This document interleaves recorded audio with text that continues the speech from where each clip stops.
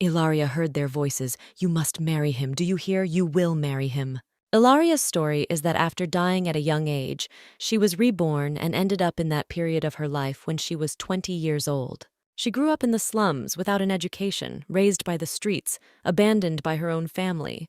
The girl, not yet fully realizing what had happened, entered the toilet and approached the mirror. Seeing her reflection, she realized that she was 20 years old again. She was the eldest daughter in her family.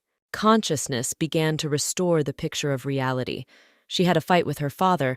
Now her sister asks her father not to be angry. Her father's youngest beloved daughter, Vanessa, says that her sister just woke up.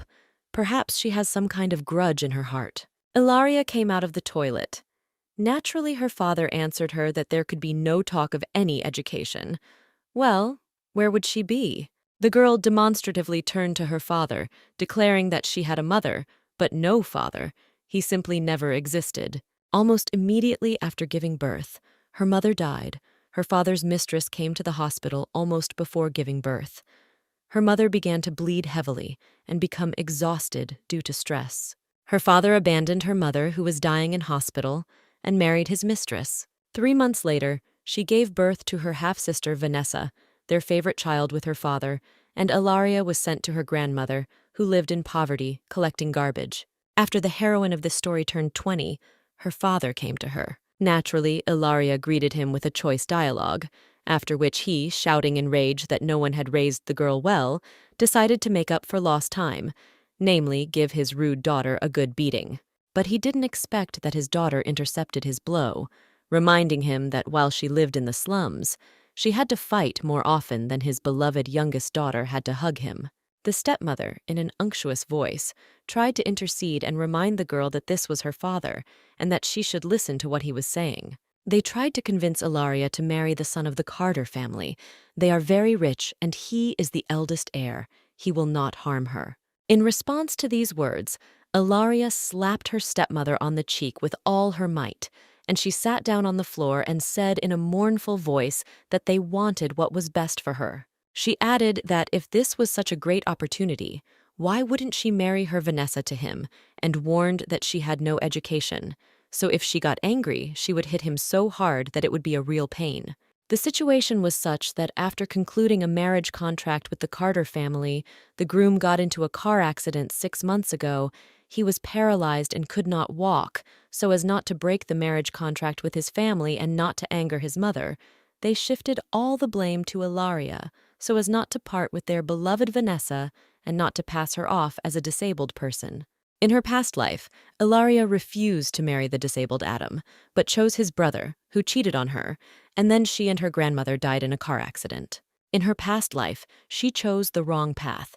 Now she has a chance to change everything, so she doesn't care who Adam is. The most important thing is to protect herself and the one who is dear to her. The girl had a vague idea of who her fiancé was. She had never even seen him. She heard her younger sister scolding her for hitting her mother, to which the girl sent her far away. Her father said that she would marry Adam in 2 days, and that was it. Ilaria announced that mother and daughter were birds of a feather, one an old woman pretending to be innocent, the other a young, mercantile fool. She would marry, but on one condition. She wants a house in the Western District and 1 million to boot. She won't agree to any other conditions. Her father called her an idiot. He was furious, but his wife convinced him to give his daughter a dowry. It was not that much, and he needed to save his family's reputation. The girl kicked out her relatives after the agreement was concluded, and they ran into her grandmother at the door, who was clearly not happy about their arrival. Ilaria rushed to hug her grandmother with love. How wonderful it was that she could hug her like this again. She told her grandmother that her father would buy them a new nice house and give them 1 million. But she immediately asked under what conditions he would do this. The father appeared at the door and declared that she should not ask for a dowry, but should rejoice at such a successful marriage. A young, rich, and handsome husband. What else is needed for happiness? And then the day came when she came to her husband. They were married without their presents. The girl came to her new home. Getting out of the car, Ilaria looked around. Yes, the mansion really is huge. The butler invited her into the house. She took off her glasses, looking at the interior of the house. She decided to go straight away and meet her husband. The butler warned her that the gentleman had not left his room for several days. She took hold of the door handle and turned it. She was nervous. She said that if Mr. Carter didn't mind, she would come in. The girl saw a young, handsome, but very sad man sitting in a wheelchair in the semi-darkness of the room. Ilaria said that she was his wife, and they needed to get to know each other better. The man looked at her coldly and told her to get lost. But she didn't lose her composure, and smilingly replied that they were now a family and should get to know each other better. The first thing the girl did was open the curtains so that they could see each other well and introduce herself as Ilaria, his wife. Still gloomily, the young man said that he didn't need a wife. Ilaria leaned towards him without embarrassment and said that although he was not present, she took the documents. Legally, they are husband and wife, so that's how it is, dear. He handed her a bank card, saying that if she came for money, there was enough here for a comfortable life. She hesitated and took the card, explaining that she had recently become interested in investments. She actually wanted to borrow from him, but since he was giving it to her himself, when the time came, he would split the profit in half. The husband replied that he didn't care. Just let her not talk and not bother him. He signaled the butler to take him away, and his new wife loudly declared that he would not regret investing in her. He didn't say anything, didn't even look at her. The girl repeated to her husband once again that his money would not be wasted. At that moment, the butler stood holding a bat in his hands and said that his younger brother had gotten into a fight at school, and the parents of the other child had burst into the house and were demanding an apology. Ilaria thought, there are many children in the Carter family. As far as she remembers, Alex was Adam's support. If we let them go like this now, then we will not avoid problems later. She resolutely picked up the bat and said that since they were now a family, she would sort everything out. Her husband's blue eyes glanced at her, and he thought to himself about the meaning of the word family that he had said to her. The girl was going down the stairs and saw how the guy with whom Alex had a fight was saying that his older brother really was a cripple. What did he say? The boy's relative demanded an apology, since no one in this family cared about him anyway. But instead of apologizing, Alex called the man a bastard. Descending the stairs and twirling the bat, Ilaria, with the air of a street gang leader, declared who gave them permission to cause a commotion in someone else's house. She introduced herself to her new relative as Ilaria, stating that she was now his daughter-in-law. The guy looked at her like a hunted wolf cub, saying that it didn't concern her. Then, adding that he shouldn't even think about controlling it by marrying his older brother, he got hit with a bat. Alex and his classmate were horrified by such power. They cowered and looked at it in fear. Adam sat upstairs and wondered what was going on down there. An earthquake or something. A young relative of Alex's classmate told Ilaria in admiration that this was a great way to teach these two a lesson. But also looking at her, he added that the wife of the Carter family was too disrespectful to his family. The girl, looking at him boldly, noted that the younger generation in these families was too impudent, so why should she be ashamed of her words? The young man leaned down no less boldly, taking her by a lock of hair, saying that she meant that he entered the house so unceremoniously. But if such a beauty as she claims that it is his fault, then perhaps it is true. Before Ilaria could answer, she saw Adam in a carriage with the butler, who ironically said that since the young master was so interested, why shouldn't he tell his young relative what is right and what is wrong? He became embarrassed and said that he had apparently embarrassed the lady, that he had to go, and that they should sort things out with the younger generation themselves. Adam told the butler to bring a new bat. His wife needed to vent all her anger. Ilaria thought it was funny. He wanted justice for her. This man was just a mystery. The man grabbed his younger brother by the collar and said that he had been naughty since childhood, and there was no need to punish him severely. Then Ilaria suggested spanking him herself if he was so naughty. The young man hesitated, and our heroine said with a laugh, "So what's the problem?" He tried to get out of the house quickly, his younger brother pleadingly asking him not to leave him. He grabbed the bat and, running after his brother, ordered him to immediately apologize to the lady. A pleased Ilaria watched this picture and noted that now they would definitely be able to establish contact with each other. When the punishment was over, the girl suggested that they go home, and her new family looked at her wondering if she really did grow up on the streets. Then, smiling radiantly at Adam, she thanked him for his help. She noticed that the strangers had left and his younger brother had not yet been punished.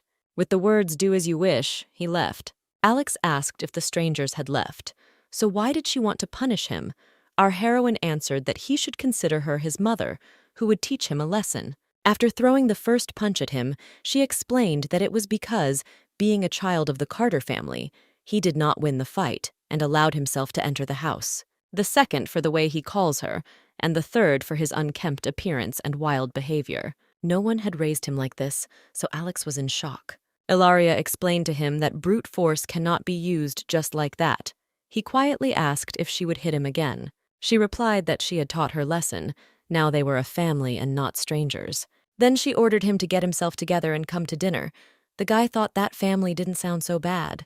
The butler reported to Adam what happened next after he left. The mistress beat up Mr. Alex, but he was not angry with her. He did not expect the mistress to be like this. Adam looked out the window thoughtfully. What happened today made him think about what was happening. Ilaria appeared at the threshold of the room and said that she had given the order to prepare his favorite dishes. When she said that she would help him go down for dinner, the man replied that he was not hungry. She leaned towards his face, adding that the family should dine together. It was her habit, and she hoped that he would get used to it. Muttering that he agreed, he thought with irritation that she considered him a child. When she and Adam appeared in the dining room, Alex jumped. The senior brother came down for dinner. The guy thought that maybe she beat him too, and he was afraid. Meanwhile, Ilaria asked where his younger sister was. The fifth mistress always eats alone in her room. The girl ordered that the food not be served until another member of the family, the younger Blake, who had not yet returned from school. There are 6 children in this family who are only half related by blood. There are rumors that this girl had an unhappy childhood. They say she is extremely indifferent and willful. Opening the door to her sister-in-law's room, she saw the girl playing the piano. The girl said in fear not to come in. Her eyes looked at the stranger in fear. Ilaria looked at the girl, wondering if the rumors about her were true. Approaching the girl, she introduced herself and told who she was, and her name was Victoria, right? And the music she was playing wasn't Saint-Saëns's The Swan. Ilaria gently placed her hand on the girl's hand, but she, in horror, began to thrash about in hysterics, asking not to touch her. In early childhood, Victoria was beaten half to death, once because she admitted that she wanted to play the piano. The man said that she was no longer a lady of the Carter family, so stop dreaming. Ilaria saw a fragment of a memory from a past life when Victoria, dirty and beaten, was returned to the Carter family. When asked why, the relative said that the girl had been kidnapped by an enemy of the family. They had searched for her and returned her. No matter how big their family is, the girl's father is dead and her mother has gone crazy, and no one cares about her. It's so awful. What kind of lady of the Carter family is she? She's just a brat. The girl was bullied because she trembled when she played the composition swan. Ilaria remembered how Victoria was insulted that she was unworthy of playing such a composition. Tears flowed from the eyes of the young relative from those horrors of her childhood. She thought that they would start beating her again. She opened her mouth in surprise when Ilaria sat down next to her and began to play. The girl thought that this was an excerpt from the composition Swan. Ilaria added that she only knows a small chord, but Victoria can teach her to play the whole composition if she doesn't mind. She also praised the girl for her game, although there are echoes of pain in it, but she will try to do everything so that Victoria can overcome it. Smiling at her new relative, she noted that they were now a family and therefore should help each other. Victoria tried to smile through her tears. Leading the girl by the hand, who was still wiping away her tears, they appeared in the dining room. Everyone in the dining room, including the younger Blake, who had come home from school, froze in surprise. They hadn't seen their relative for a long time. Blake greeted his daughter-in-law. The girl looked around at those sitting and thought that the whole family was almost gathered. Only 2 were missing. One lived abroad, and the other was missing. Ilaria greeted young Blake warmly and told him he could wash his hands and they would begin lunch. Alex pulled his brother to wash his hands so that he wouldn't suddenly start to contradict his daughter-in-law and get beaten. Adam watched silently, thinking that they were all having lunch together, but in fact, he should be number 1. The next morning, Ilaria was having breakfast. Thinking that being a daughter-in-law wasn't that hard, she thought that after rebirth everything would be much more difficult, and the children were very cute. Blay was running up the stairs to school, afraid of being late, when he heard Ilaria's voice stopping him. Everyone was sitting at the table having breakfast, and the girl stopped the youngest member of the family. She told the boy to drink the milk and not to rush to the school bus. The driver would take him. He was surprised by such a proposal, to which Ilaria added that if he drinks milk, he will strengthen himself and grow faster. If he doesn't like it, next time she asked for soy milk, but the boy happily drank milk. Victoria Ilaria told that the cook would prepare porridge from pork liver to enrich the blood. Alex asked what his daughter-in-law had prepared for him. The girl looked at him mysteriously, drawing her eyes closer. At this time, a video call rang out on his phone where a girl invited him to go and have a drink. Alex shouted that he couldn't go anywhere. He had school, studying and studying again. Alex looked at his daughter-in-law with some fear, wondering if she would hit him with the bat again. But the girl replied that there was a special gift for him, but she had to prepare to give it before he went to school. The girl prepared gifts for everyone and also told them not to forget their lunch boxes. The children took the boxes with interest. Alex noted that he had the biggest box. She lowered the box with the present in front of her husband, noticing that she had also bought a gift for him. She was interested to see his reaction. He thanked her without changing his expression. Adam noted that he now had a gift, too. It seemed she considered him one of her children. She fed everyone, gave them recommendations, and presented them with gifts. After this, Ilaria went to the western region to visit her grandmother. She showed her granny the new clothes she bought, saying that her husband gave her a bank card and she could spend the money on whatever she wanted. The grandmother was very glad that her granddaughter was treated well, but she should also be grateful to them. At this time, Katrina, her childhood friend, arrived and brought some fish to cook. While Grandma was talking to Catherine, Ilaria looked out the window and saw a familiar face. There were 4 guys standing under the window, one of whom was handing a pack of cigarettes to another, and the one to whom they were handing the cigarettes was Dylan, her old friend. In her past life, when she got married, she lost touch with him. And Katrina, her friend, started working in the entertainment industry, but she got pregnant, then she had a miscarriage and fell off a roof. Dylan was in a gang, was charged with a crime, and spent several years in prison. And when he came out, it was already late. Everything around had changed. Ilaria decisively left the apartment. Appearing next to her childhood friend, she reminded him in the tone of a teacher that she had told him not to smoke. The street punks immediately started teasing her, calling her a cutie and offering to have some fun with them. Ilaria rudely told him that sooner or later he would get into trouble anyway, so he should stay away from Dylan. He howled, and how dare she talk to him like that? The girl grabbed his hand with force, declaring that she hated it when people pointed at her. The next moment the bat was in her hand. She kicked the leader and he flew to the ground. Having scattered the rest, she threw, and that's all they can. One of the gang members wheezed out what she wants. Ilaria put her index finger to her lips and dialed the police to report the attack. When the gang was taken away by the police, the girl began to scold Dylan as a naughty child. She threatened to break his leg if he ever got involved with bad company again. He had plenty of free time. Let him read books, study, and not hang around God knows where and with whom. When she arrived home, children surrounded her, asking if she had brought snacks. The girl said that it wasn't really an appetizer. She didn't have time to eat properly at her grandmother's house, so she brought what was left. She opened a delicious container of goodies, and everyone wanted to try them. Adam was reading a book. Ilaria asked what about him. If he wanted to eat, he muttered that he was not hungry. But at that moment, his stomach began to rumble. Ilaria couldn't help but smile. How funny and stubborn he was, just like a child.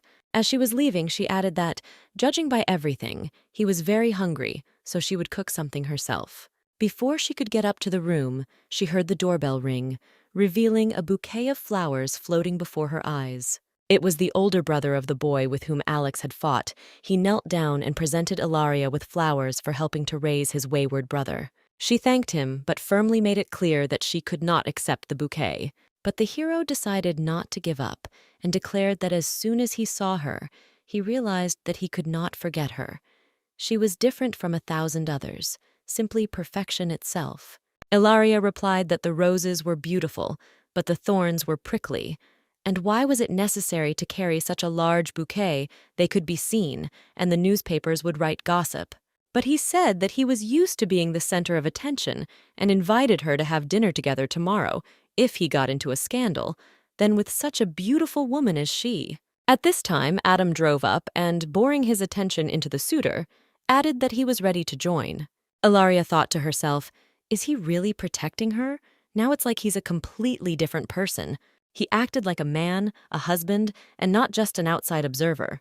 Having closed the door behind the ladies' man, she shouted that her entire family would be coming for dinner. His reputation was damaged. Was he really defeated by a married couple? Adam looked at her and said that if this happens again, she should tell him. Smiling softly, she said that she would definitely tell. In the evening, she came to his room once again, thanking him for his help in bringing the medications that, according to the assistant, he was taking. Adam, visibly nervous, asked to just leave them. Leaning towards him, she jokingly said that the water temperature was just right, since he wasn't afraid of the taste of medicine. The next second, he doubled over in pain, wheezing, "Let him leave the medicine on the table." The assistant shouted that the gentleman drinks this medicine when he feels bad.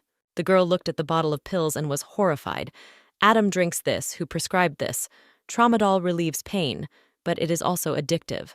These are painkillers. They don't treat the cause. Adam has been on addictive drugs all this time.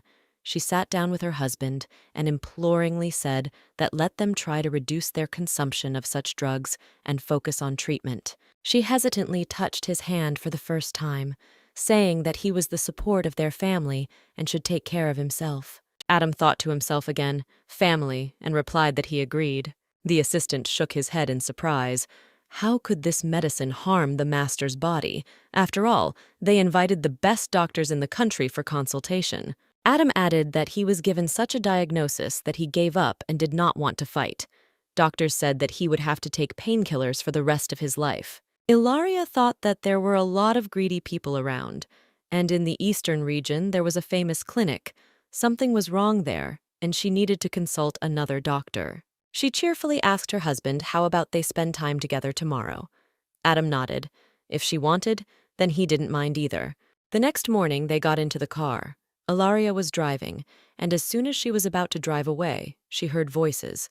Children ran up to the car and started asking to be taken with us. Alex, as the eldest, hugged his brother and sister and begged them to take him shopping. Ilaria didn't tell anyone that they would go to the clinic first, so she promised the children that next time they would definitely go together. When they were already on the road, the girl asked him to tell their stories next time. Adam smiled and said that he would tell them.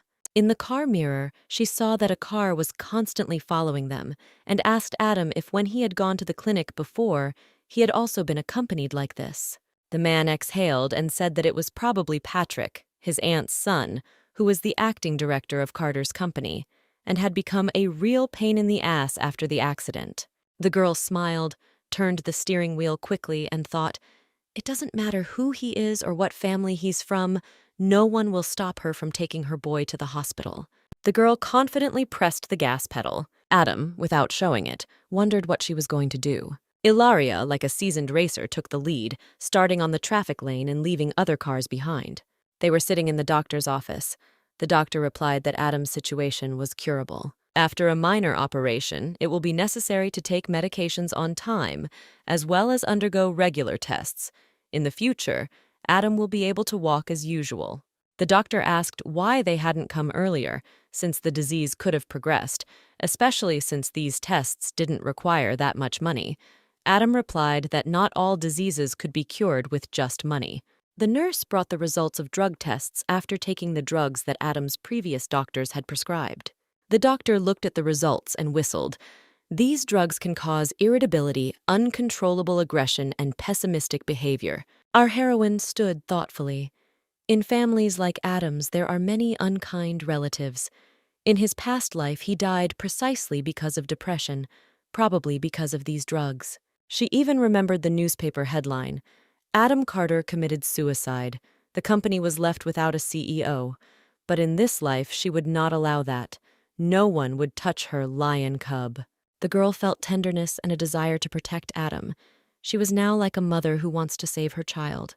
Adam took her hand and asked her not to worry. He would take care of it. She gently pressed his head to hers and said, "Of course, the main thing now is to complete the course of treatment, and he will be completely healthy." Each of them was in their own thoughts. Adam didn't want her to worry anymore, and Ilaria was thinking about how to get rid of the Chen family.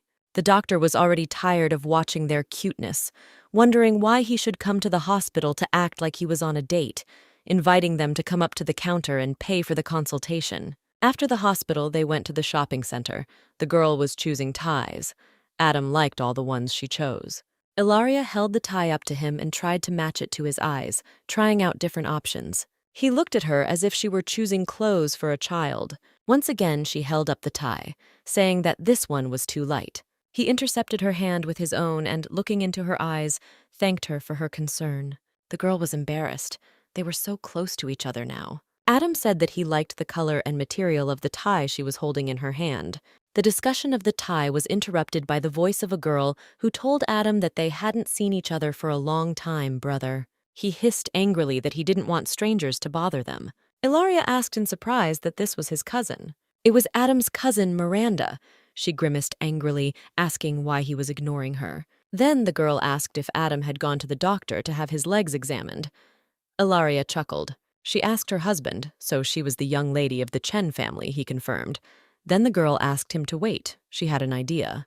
Approaching Miranda, she introduced herself as her cousin's wife and said that she wasn't very familiar with this place. Maybe she could help her. Ilaria was the cutest thing. She smiled innocently. Miranda looked closely at the girl.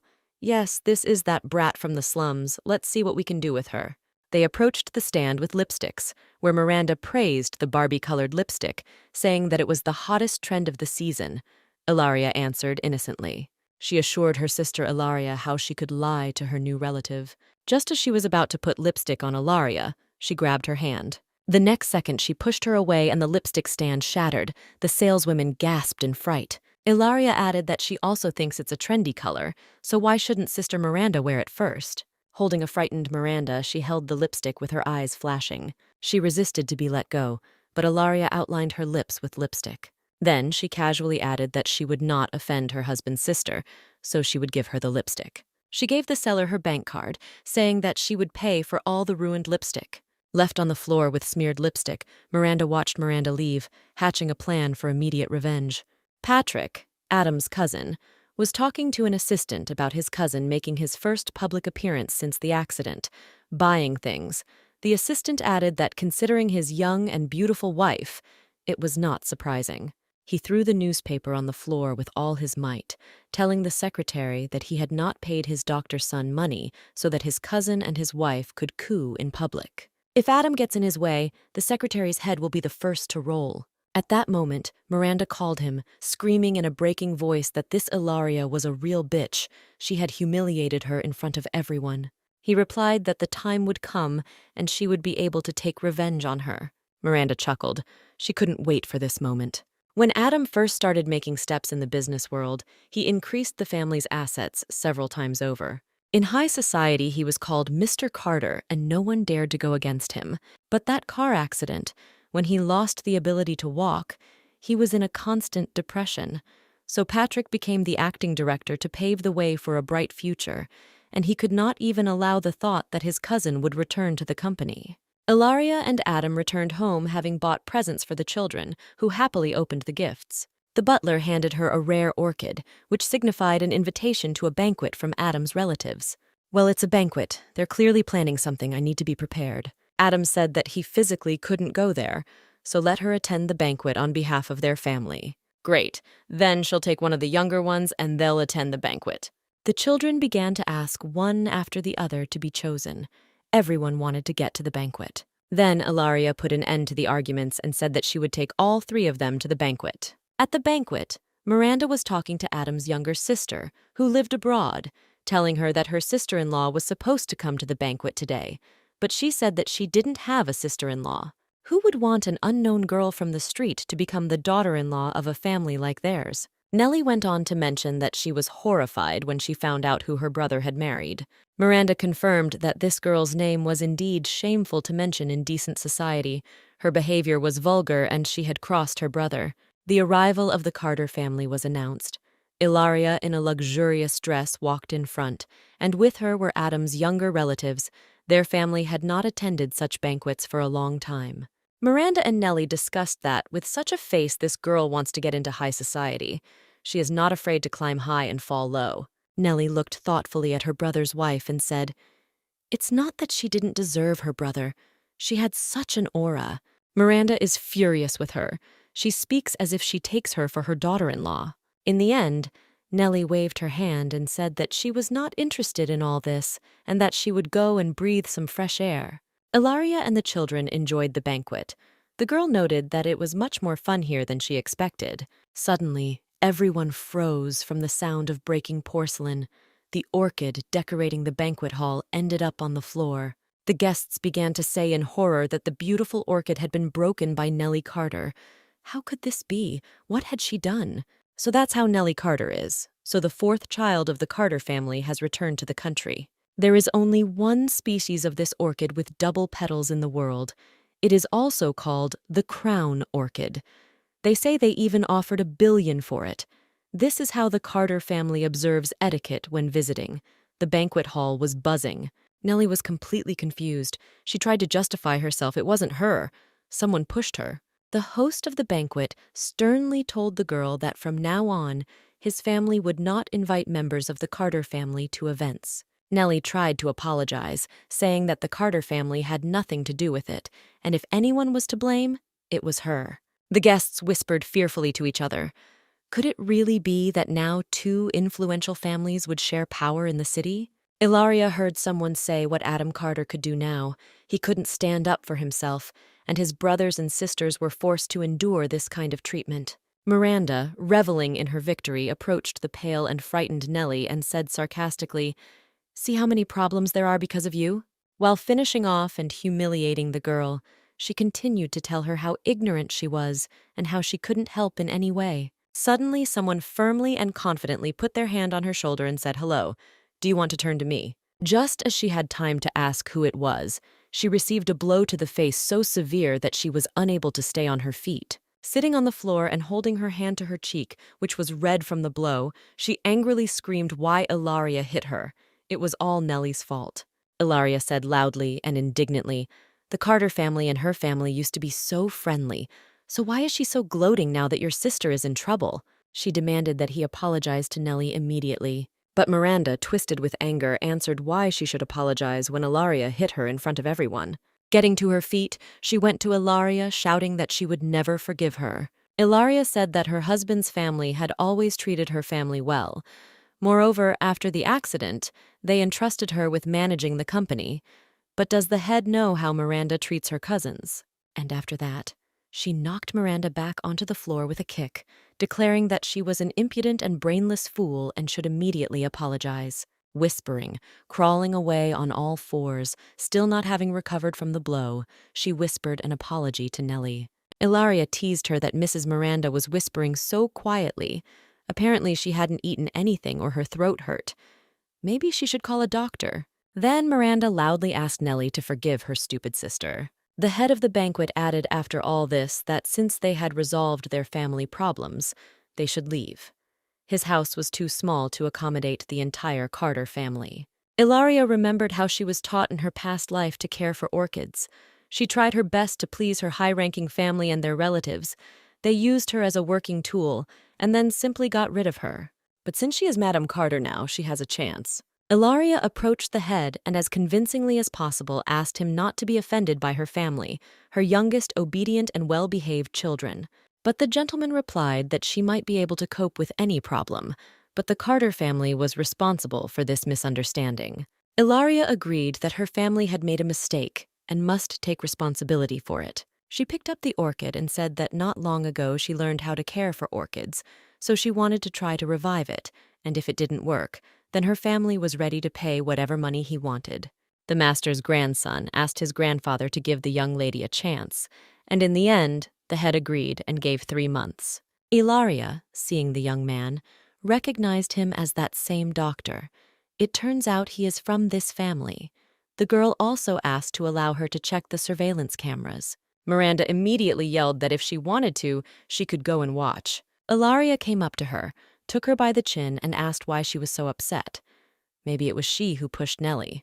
Miranda stated that Nellie was standing very close to the orchid, on tiptoe, so that anyone could push her. Nellie indignantly answered Miranda, if someone had been standing with her, it would have been impossible to see how she stood, and how would she have known how she stood anyway? People looked at Miranda with disapproval. It was she who shouted that Mrs. Carter was to blame. How could she be so mean to set up her own relative like that? Ilaria and Nellie approached her. Miranda fearfully backed away from them so that they would not approach, throwing out that she had already been beaten today. The girls answered.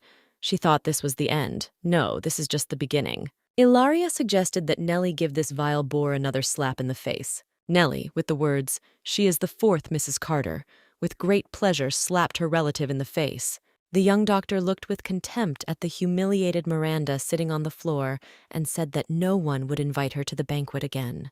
She sat there, red from humiliation, angrily thinking that her reputation was at an end. The girls at the banquet surrounded Ilaria, Nellie, and Victoria. Everyone showered Ilaria with compliments. She is so beautiful. And what skin, what cosmetics she uses. Victoria, who was very afraid of the crowd, pressed herself against Ilaria and whispered that they were surrounded. Then she heard the sound of a piano. Someone was playing. A beautiful melody spread throughout the living room. The guests turned to the pianist. It was the famous Lady Margaret, who was recruiting students. The two angry guests looked at Victoria and said with a grin, "After all, young Lady Carter also plays, so why shouldn't she try to play now? Maybe Lady Margaret will choose her." The girl said nothing, looking down. Nellie threatened them that now her daughter-in-law would get to them too. They noticed that they simply offered the young miss to try her strength, mocking Victoria, who the last time she played was shaking and crying. Ilaria stood next to Victoria, who was barely holding back her tears, asking if she thought that Mistress Margaret accepted as students those who humiliated others. The woman finished playing and said that Ilaria was right. Everyone could try their hand today, and she would simply enjoy the music as a regular listener. The woman suggested that Victoria try and play. One of the spiteful critics left. Let her go. She still doesn't believe that this talentless girl is capable of anything. Ilaria took the girl by the hand and said that she would take her to the stage. She believed in her. Victoria's face brightened. She smiled and thanked Ilaria. The girl sat down at the piano. All the guests' eyes were turned to her. Ilaria stood nearby. Ilaria, looking into the eyes of her young sister-in-law, told her not to pay attention to anyone, to simply forget that there was anyone here, and to completely immerse herself in the music and her emotions. Everything else was unimportant, and Victoria began to play. She immersed herself in the mood of the melody, forgetting about everything and everyone. People started saying that she was playing well, as expected from a lady of the Carter family. At that moment, Victory was more beautiful and refined than ever, as if she were in another world, which her fingers were tapping on the piano. She woke up when she finished the game and the guests applauded her. Lady Margaret praised the young pianist, saying that she was the most talented of those she had heard, and of course she wanted to take her on as a student. The celebration continued at home. Alex set off firecrackers in honor of his sister. Ilaria and all the children congratulated Victoria on such success. Nellie recovered from this fun and, after the congratulations, went to Adam with a guilty look. Adam immediately scolded her severely for not distinguishing between who was loyal to her and who was a traitor. Nellie understood her guilt, so she listened silently. Ilaria entered the room and playfully told her husband that he should trust her, but of course he wouldn't be able to protect Nellie for the rest of his life. In her tone, Adam jokingly responded that his wife was being too protective and caring of them all. The girl gently patted her husband on the cheeks, sweetly saying that he was like everyone else, her family, and she wanted to protect him too. Adam took her hand and called her wife, then unexpectedly for Ilaria pulled her towards him. She couldn't resist and fell on him. Adam noticed that she was treating him like a child. Hugging her, he quietly said that he was not only a grown man, but also her husband. He sat her on his lap and said that his wife was like a powerful president from a literary novel, and it was not about raising children. Gently hugging his wife around the waist, he said that now she could rely on him. Their cooing was interrupted by the voice of Nellie, who ran into the room screaming that the orchids were in really bad shape. Ilaria looked at the pale flower with concern, thinking that even with such experience she had made a mistake. Nellie said that she just came to see how the flower was. She didn't think that this would happen, but Ilaria calmed her down by saying that she would find a way to help the flower. She thought that she needed to go to her grandfather and ask for an ancient book on caring for orchids, just like in her past life. Not knowing whether the timeline had changed due to the reincarnation, the heroine of this story decided to hurry. The maid came in and told Adam that a young man was looking for Mrs. Ilaria, but she was not at home at the moment. Adam told them to invite him in and went down to the living room where Dylan was sitting. When asked who he was, Dylan flared up and replied that Ilaria was a living person, not a doll, and that now that she was married to him, she could not see her friends. Adam, looking at the young man, calmly replied that his wife had gone to the western region in the morning. If there was anything to say, he could tell him, and he would pass it on. Dylan jumped up and shouted that now the gang would definitely want to take revenge on her. Adam anxiously demanded to know what was going on. Dylan told how Ilaria had recently put the leader in jail while defending him, and now they had a grudge against her. Adam immediately ordered them to go and find her. Ilaria was walking down the street when she heard a familiar voice calling her. Dylan was walking, and his assistant was pushing Adam in a wheelchair. She was in extreme amazement. Dylan began to explain why they were looking for her. He heard from his grandfather that she needed a book on caring for orchids. He went to his grandfather and took this book by her and handed the book to the girl. He omitted the details of how hard it was to beg this rare book from his grandfather. Having thanked her friend, Ilaria now understood why her grandfather was so angry when she came to him. He is Dylan's real grandfather. Their conversation was interrupted by the barking of dogs running towards them. Dylan, closing Ilaria, spoke to the street dogs. The girl shouted for him to be careful. Dylan kicked the dogs away and he and Ilaria held hands, which amazed Adam and his assistant. An argument broke out between the men. Dylan angrily told Adam that he didn't know that Ilaria was afraid of dogs. He always protected her as a child. Adam looked seriously at his wife and said that it was just dogs, but now he was her husband and she had a family. He would not allow her to go through all that again. Dylan, in turn, said that although he is not as good as Adam's family, but as long as he is alive, he will do everything possible to protect his girlfriend. To prevent a big scandal from breaking out, Ilaria stood between them, reminding Dylan that it was time for him to go to work. He said that since she was okay and he had given her the book, he would go. Ilaria took Adam. He noticed that she had a loyal friend. The girl agreed that Dylan and her childhood friend were like family. She drove him to the place where they had played as children, showing him the marks of their height that they had left on the wall. Adam noted with irony that his wife was an authority even in childhood. The girl was embarrassed, noting that she won with arguments. Then she seriously asked Adam to tell her about himself. She wanted to know about his life, he promised. At that moment, 2 of the gang recognized her and said that she had set up their brother, who was now behind bars, and that they would now take revenge on her. Adam worriedly said that he should help her. This area is really dangerous, but Ilaria got a bat out of nowhere and said that he would only get in the way. She would figure it out.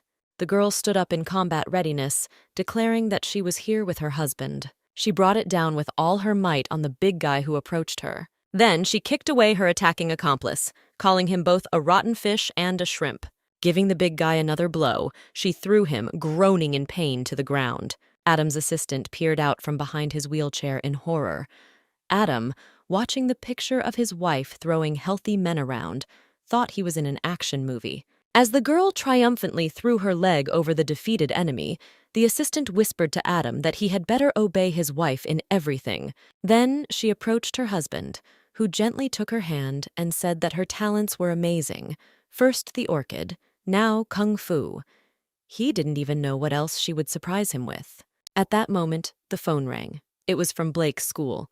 The teacher said that there were problems with the boy's behavior.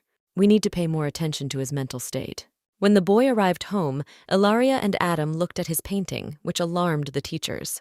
Ilaria thought that this child seemed normal to her, unlike the rest of the family, but she was wrong. He also had an injury. His father was quite the playboy, always surrounded by women, which he depicted in the painting. Blake is just the aftermath of a passionate night between people who barely knew each other. If no one pays attention to it, it will become a big problem. Ilaria approached the child and asked to show the rest of the drawings in the studio. When the boy led them, he asked if they would scold him, but Adam noted that he had done nothing wrong. Blake agreed to show his work. They came to his studio, all the paintings were covered. Ilaria asked to show the works. She tried not to put pressure on Blake, seeing how hard it was for him. The boy agreed to show one picture, approached her and threw off the cloth. The picture showed a tortured creature in tattered clothes sitting in a cage, like in a horror film. Blake, with a devilish glint in his eyes, explained that he was an elf, and the people from his world thought that he shouldn't live. Thus, he was rejected by the world, and everyone hated him and wanted him dead.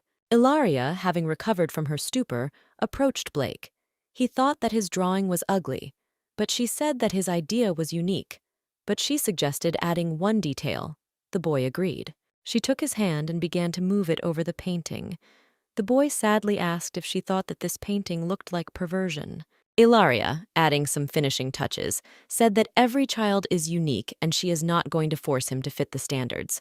But he is still so young and the paintings should be more saturated with color. She finished drawing a beautiful pink flower that the hero of the painting was looking at, and explained that one detail could change the whole meaning of the painting. She then told Blake to look at the world from a different angle. Then he would be able to color this gray world in his eyes. Ilaria added that she is here to make his world brighter and more intense. Blake thought that when he took a brush in his hands, his biological mother cursed him again and again. Every time he showed her his paintings, she yelled at him and drove him away, saying that no one would like such works. Now he felt what it meant to be recognized, and Adam noticed that the boy could tell them everything. They were family. The older brother also promised that in the future, he would invite professional artists to help Blake develop his talent. Ilaria, following the instructions from the book, watered the orchid. At that moment, Adam called her. She looked away and asked what he wanted. Adam thanked her for everything she does for his family. He looked at his wife with admiration and respect, realizing how much she had accomplished in such a short time. Ilaria replied with a smile that it was her duty. Adam thought, so she only wants to take care of her family. Doesn't she need love? Adam watched silently as she excitedly talked about the orchid, following the instructions in the book and immediately seeing the results. Ilaria suggested inviting Dylan to their home for dinner. After all, he helped them a lot. He became gloomy and muttered that he would think about it. She looked at her husband and wondered what was wrong with his face, why he had suddenly become so gloomy. Already at the door, he said that after that car accident, his family had been silent for a long time. He asked her to take care of the preparations for the banquet, to make everything as lively as possible. Ilaria said that she would do everything in the best possible way and would also prepare a guest list and show it to him. Adam, embarrassed, added that it wasn't his moodiness that was the issue. It was just that his wife was so popular that he was in some kind of despair. Having received the invitation, Miranda screamed and was indignant that she would not go to that family's banquet. Her brother tried to convince her, but she kept shouting that this bitch would then feel like a winner. He stopped her hysteria with a sharp movement, declaring that she had to go there and would go. If the Carters were not completely in his hands, then they would not be able to destroy them. If she screws up again, let her not blame him for being rude to her. Blake was at the banquet next to Ilaria. He voluntarily agreed to entertain the guests. He needed to learn how to communicate and behave in society. Ilaria encouraged him and suggested that he think of them as Chinese cabbage. The next second she was called and saw Miranda and Patrick. Miranda said that she came to apologize for her behavior at the last banquet. There was clearly something wrong with her. Blake came out and told her not to think that they will believe her just because she is from the Chen family. Miranda's unctuous voice convinced her of her sincerity. She even invited her sister, whom she had not seen for a long time. Before the stunned Ilaria could open her mouth, Vanessa appeared and said that she missed her very much. She wondered if Miranda was really that brainless or just pretending. Vanessa giggled stupidly as she walked up to Blake and touched his face. Calling him such a handsome boy, he was apparently Adam's younger brother. Blake threw her hand away in irritation, and Vanessa said in a trembling voice that her sister really hated her so much that even her husband's younger brother felt hostility. Then she added that she wanted her sister to be happy, that's all. Ilaria proudly patted Blake on the head, stating that she had such a good little one. Perhaps the problem was with the person who touched him. Vanessa, with her usual tearful face, wanted to burst into tears, as usual, asking for her sister. But someone approached them. The young man, with an impudent and daring look, declared that the lady was making a mountain out of a molehill, and that this boy might be afraid of other people's touches. Vanessa looked at him beaming, thinking how handsome he was. It was Andrew, her husband from her past life, who unceremoniously put his arm around her waist, declaring that the time he met her near the slums, she had deeply touched his soul. Oh, yeah, it was before the wedding, but he still remembers he's as clingy as a band-aid. The girl pushed him away and in a cold voice ordered him to behave decently, to which he replied that her mercy would now be rewarded with a spring. He also continued to approach her and hugged her around the waist again, reminding her that she had saved him. She again threw his hand away, reminding him of the distance. He brazenly declared that no woman had ever rejected him like that. She was playing cruelly with him. Ingrid told him that he was a thick-skinned and shameless person at the same time. It was obvious that this had shaken his pride. He asked why she was also answering him harshly. Then he leaned towards her again, smiling cheekily, and declared that in any case he had all 4 limbs intact, and there was no need to take care of him. He was better than her disabled husband. She swung his hand away, declaring that she was not obliged to listen to this, especially from a stranger. The guests began to glance at them, gossiping that Ilaria was flirting with men in front of everyone. It seemed that this family had fallen low. Someone said that he never thought that a powerful president would be cuckolded. Vanessa ran up to them and told her sister to stop flirting with men in public. Even though she didn't love her husband, how would he look people in the eye later? Blake called her a stupid woman. How dare she say such a thing about his daughter-in-law? Vanessa stated that he is still a child and does not understand much. She says this for the good of her sister. Ilaria approached her and said that she was forgetting one thing, that she herself was the fruit of vice, an illegitimate, shameful child. So how dare she say such things? She opened her eyes and said in horror that this was all nonsense, not true. Looking with contempt at her younger sister, Ilaria added that she could provide evidence of the viciousness of her birth, but she only muttered that she was trying to help her sister. Why was she behaving so strangely? Having poured champagne on her, Ilaria told her to wash out her vicious mouth.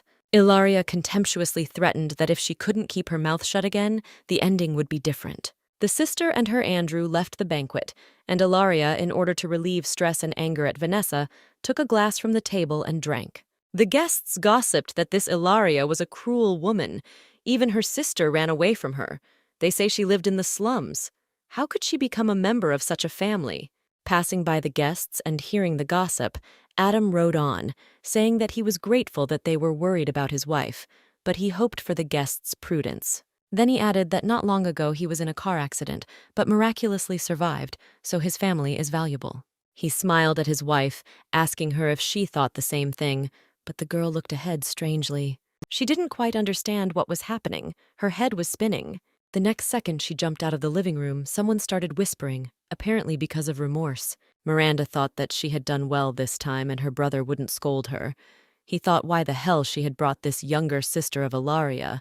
Everyone knows that they don't get along well. Alex watched in horror as his brother went to catch up with Ilaria. He was afraid that she, being drunk, would beat him with a bat. When he admitted out loud what he was afraid of, he was called a sick child and advised to see a psychiatrist. Adam found Ilaria. She was sitting on the sofa and writing something down. She smiled at him and asked with joy he came. Adam sighed with relief that she was okay. He asked what she was writing there. The girl replied that she was thinking about how to use his 50 million correctly. At today's banquet, the Chen family actually trampled on their dignity, apologized superficially, and even dared to joke. Miranda is indeed dangerous, but Patrick is more dangerous, so she wants to use those 50 million to teach him a lesson. He came closer and asked how exactly she wanted to spend them. She could tell him everything, and if it wasn't enough, he would give her more. Ilaria smiled and asked if after the banquet he would visit her grandmother with her. Of course, Adam agreed. They wanted to say something else to each other at the same time, but then the girl replied that she just wanted to thank him. She remembered how, in her past life, having married Andrew and entered his family, his suit constantly humiliated her, that it had been a year since the wedding, and she still had not become pregnant. She was simply trampled into the mud and she was stuck there for a long time, continuing to lie to herself. Suddenly she said out loud that it was good that she met him this time. Looking at Adam, he was a little surprised by these words, but said that while he was nearby she had nothing to fear. She smiled happily and hugged him. And what did he want to say? He asked if she had drunk alcohol today. The girl smiled while sitting on his lap. Then, showing that just a little bit, just a drop, Adam answered her that she was drunk. Ilaria thought in confusion. And it's true, she felt as if her strength was leaving her. He affectionately called her stupid. The girl asked why he was still looking at her like that. Then she asked if she was beautiful and received the answer that she was very beautiful. They kissed. Adam kissed his wife with love and tender passion, wanted to say something to her, but noticed that she stopped moving. She laid her head on his shoulder and fell asleep while he kissed her, tiredness and intoxication overcoming her. Adam was surprised. How could she fall asleep at such a moment? He tenderly kissed the sleeping Ilaria on the forehead, wishing sweet dreams to Mrs. Carter. In the morning, Alex had a nightmare where his daughter-in-law eats his older brother. Adam and Ilaria were driving in the car. She was embarrassed about what she had done yesterday, and Adam wondered why his wife hadn't asked him today if she was beautiful. When they arrived, the girl was driving him to her grandmother's house, saying that she really wanted to meet him. When she opened the door to the apartment, she heard her grandmother's voice saying to take this man and get out of here. She swung the door open and walked in to see Vanessa and Andrew, who weren't expecting to see her there. They asked why she came here, while the grandmother tried to send Vanessa and her friend away. Vanessa stared at Adam, who drove up behind her, and it began to dawn on her that since he was in a wheelchair, it was Adam, her sister's husband. She wondered if he should be a slovenly and unattractive person. He looked so handsome. She asked Adam Carter if he was still looking at his wife without taking his eyes off her. Then Vanessa introduced herself and asked if he recognized her. Adam replied with a grin, and he should know her. She replied that she was supposed to become his bride. She is Ilaria's younger sister, and asks him to put up with her sister's hot temper. He added sarcastically that apparently the girl clearly doesn't know her sister well, with whom he is very pleased. In his eyes, she is sweet and kind, takes care of him, and he is very glad that she became his wife. Unnoticed, Adam and Ilaria began to flirt. He added that she doubted that anyone loved her more. Andrew turned to her with his usual cheeky smile, and Vanessa was overcome with envy. All this should have belonged to her. Ilaria didn't let him finish, saying that they didn't know each other well, and therefore she asked him to leave this house, where he was clearly not welcome.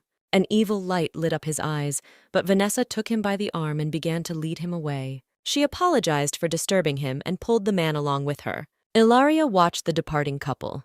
They both irritated and annoyed her terribly. On the street, Andrew angrily pushed Vanessa away, causing her to drag him out of there by force. Vanessa, making an innocent face, said that she wanted to save her sister from suffering in the Carter family. She was unhappy there, but if she married him, she would be happy. Andrew happily agreed. He liked the idea. They shook hands as a sign of cooperation. He thought that this woman was quite interesting. He clearly underestimated her, and there is something more hidden under that simple face. Vanessa was obsessed with the idea of becoming Adam's wife and being in her sister's place. In this way, each of them received their own goal. Meanwhile, Ilaria asked what the couple wanted, and Grandma said that if she married Adam, she would become a bad person. They also said that Ilaria was allegedly deceived for $50 million. The grandmother expressed concern for her granddaughter. There is clearly a danger here. The girl said that she and Adam had specially thrown bait for one person, and her husband gave her the money, by the way. Here is her Adam. The young man introduced himself to the woman, and she liked him right away. Granny started patting him on the cheek, saying that he was a good boy, and asked if Ilaria had offended him, and when they were planning to have children, she would help with raising them. When they arrived home, Ilaria laughingly teased her husband, who was clearly stunned. Adam agreed. What a wife with such a tough character, and now also a grandmother with such a character. Ilaria thought that they published the news about 50 million only yesterday, but how quickly it spread, two people already took the bait and wanted to turn it to their advantage. When they entered the house, Adam's Aunt Nora was waiting for them, drinking tea while waiting for them. Excellent, Ilaria rejoiced. Here's another one who took the bait of the news and wants to profit from it. The aunt, examining her nephew's wife, wanted to talk about the investment company that she had bought. The girl replied that her assistant had recommended this company to her and that she herself didn't understand much about it. Nora assessed her as a stupid person who was easy to deceive, and out loud praised her for her initiative. Her aunt would fully support her. She stated that she herself is involved in investing, and her biggest income was when she received 10 times more than her initial investment. Ilaria, following the script, pretended to be interested and asked what her aunt was investing in, and she began to tell her about a company with a good future. Nora shared that she herself was going to invest soon, and Ilaria, blinking her eyes, asked to take her with him because she didn't understand anything about it yet. Adam's aunt thought that this was a money laundering company. She might see something she shouldn't, although this girl didn't even graduate from university. Her subordinates will fool this fool. Right tomorrow, she promised to take her new relative to this company, but she shouldn't tell anyone. Money can't be flaunted. Staying with Adam, she clarified that this was a foreign trade company that had been given to his aunt when his old master was alive. These words pleasantly surprised Adam. Ilaria said that she read in one of the documents, "Old Mr. Carter wanted to remove her from the conglomerate. This Patrick is very ambitious, and his aunt is his leading pawn." Adam said sadly that he had clearly underestimated his cousin. As it turns out, there are many greedy people around, even among relatives. Ilaria chuckled, remembering his impatient aunt. The man warned her to be sure to take an assistant when she went to the company tomorrow and to be careful. The staff removed unnecessary papers that might seem suspicious to Ilaria. They discussed whether to move all the things. One of them noted that although the girl was smart, she was only a college graduate. It was not worth showing her something that she would not understand and might be afraid of. Ilaria came to the company, so this is the same organization. She came in with an assistant with whom they could talk while she looked around. Pretending to be as carefree as possible, our heroine looked around innocently. The employees immediately started whispering that the girl was very beautiful, but stupid. This was immediately obvious. In turn, Ilaria looked at the employees who were pleasing her, thinking that they were all muscles and no brains. In the office, she sat down at the table and thought, so this is what it's like to be a boss. Suddenly, her gaze stopped on the computer monitor. She clicked on the folder and a table opened. It was incredible. They didn't even hide it, and now they could be handcuffed. The aunt arrived, and the assistant was talking with the employees of her company. When one of them entered the office, he broke out in a cold sweat. Ilaria was thoughtfully clicking something on the computer. Did she really find their fake documents? But when she stood up and left the table, their mouths dropped open as she was playing sapper. Then the assistant began to report the information to her, but Ilaria deliberately loudly drawled that she didn't understand anything. She just needed to know whether to invest or not. Hearing this, Aunt Nora came up and, smiling tensely, chirped that they were a family.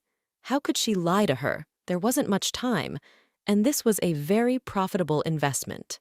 Ilaria smiled in response to her aunt and told her to wait for good news. Leaving home, Ilaria praised her assistant for her excellent acting skills. At home, the girl showed Adam the flash drive onto which she had downloaded all the documents. Everything was very simple. Alex suddenly shouted, "Someone started rumors about Ilaria on the internet." The photo in the feed where she is with Andrew, who was pestering her. Look how one of the Carters is having fun, seducing several attractive men at once. Footage of Dylan in the Western District and hooligan behavior also surfaced. Here's a shot of a street fight and a bunch of negative comments like, "What a street girl, she got into the Carter family thanks to her body. This woman has no talents and social skills. Look at how she treats guests." Alex was furious, offering to find him and beat him up or hire a lawyer and sue him.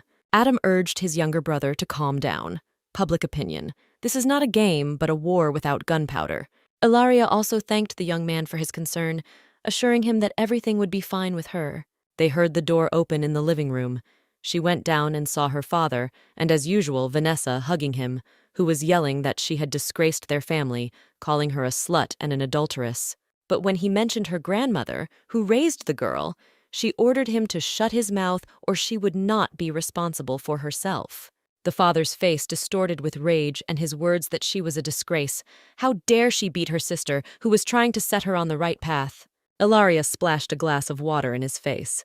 The man froze in surprise, but his eyes still radiated rage. Ilaria told him that his family was to blame for everything and that he was a sick psychopath. Father was ready to rush into a fight, but Vanessa whispered to him that Mr. Carter was here. Seeing Adam, Mr. Ruin began to apologize for his dissolute and scandalous daughter and promised that his family would punish Ilaria for this. It was his fault that he raised his daughter so poorly. Adam agreed that the Ruin family had neglected their eldest daughter, and fortunately, his wife had not taken part in Ilaria's upbringing, which is why she grew up the way she is. Vanessa babbled that her dad was just very angry. Adam continued to say that since they had all been uninterested in his wife's life for 20 years, there was no need to show up here again. If they did something, they would regret it very much. And Ilaria was now his wife, and no one dared criticize her.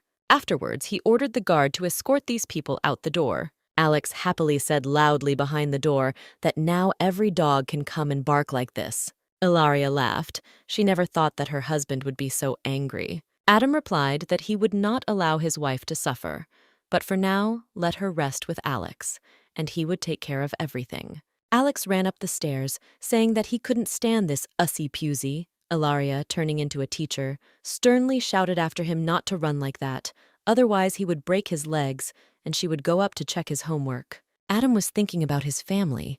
Couldn't they get enough of money and shares? They were becoming more and more rude. They called him, and on the other end of the phone, they said that their specialist had arrived in the country, so he could prepare for the next steps. Great, now we can finally get started. The law firm of Ilaria Ruin's client will conduct an investigation and find the distributor of rumors, and old photos began to be deleted and new ones appeared, showing that Lady Ilaria became a victim of ill-wishers. Mr. Dillon is not Madame's lover, he is her friend, and with them on that street was her husband, Adam Carter, and a photo from the Western District. And under the photo of Ilaria and Andrew, there is a caption. The gentleman took the initiative to pester Miss Ilaria, but from the photo it is clear that she is not at all pleased with this. A pleased Adam read the comments on the feed and couldn't stop admiring his wife. He told his assistant that he needed to go to an overseas branch for work. When does the gentleman plan to leave? Tomorrow, Adam answered. Patrick came to the company with his uncle, who could barely stand on his feet and had already managed to get drunk. The man said that this Mrs. Ilaria was here today to inspect the company. He deceived her, and she just sat and played cards on the computer. The words that his cousin's wife was here alarmed him, and he went to his work computer. What the hell? Could it really be her? He saw that a copy of the folder with all the important documents had been made. He yelled, "Why the hell wasn't she being followed? She copied all the company's confidential documents." The uncle instantly sobered up, but she was playing cards, to which Patrick yelled that they really believed that Adam's wife could be such a fool. The man trembled in horror and asked his nephew what to do. Grinning predatorily, he said that a dead man cannot speak. Ilaria was told that her cousin's family was using a nightclub to launder money, so Ilaria ordered that they contact the police and pass on this information anonymously. Ilaria wanted to call Adam. It seems he said he was going on a business trip. At that moment, turning between the buildings, she saw two smiling men. Well, it's time to teach them a lesson. They can't wait to receive it. Passing by them and glancing sideways, she prepared to parry the blow. But at that very second, she saw a rag with a pungent smell near her face. Before she could do anything, they covered her nose with a rag and she lost consciousness. The girl woke up tied up on the sofa where she was. Then, looking around, she realized that this was apparently the same nightclub that was used for money laundering. She needed to buy time for the headache to go away, and with her hands tied behind her back, she kicked the bottle off the table with a sharp blow. The bottle with the grotto smashed into pieces, and one of the gang entered the room. Ilaria ordered to invite the boss. The man looking at her was surprised that the girl did not have a drop of fear. Others from this gang entered. It was necessary to report to the boss that she had woken up. At the same time, a beautiful girl who was an escort here entered the room. She wanted to look at the new girl. The girl admired Ilaria's beauty and said that it was no wonder that the boss brought her.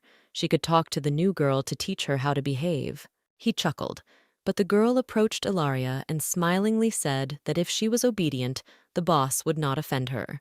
Then she bent down and said seriously, "All the girls who come here cry about their lives, but this is their fate. You just need to accept it. Then it will be easier to live." Ilaria answered her that she would never accept such a fate. If she had accepted it, she would have already died. These words struck the escort. She hugged Ilaria and said that then she would only have to suffer. Approaching her from behind, she cut the ropes on her hands. Then the guard ordered him to stop messing around with the new girl and go meet the client. Ilaria was amazed. This girl was now risking her life to help her. She shouted her name.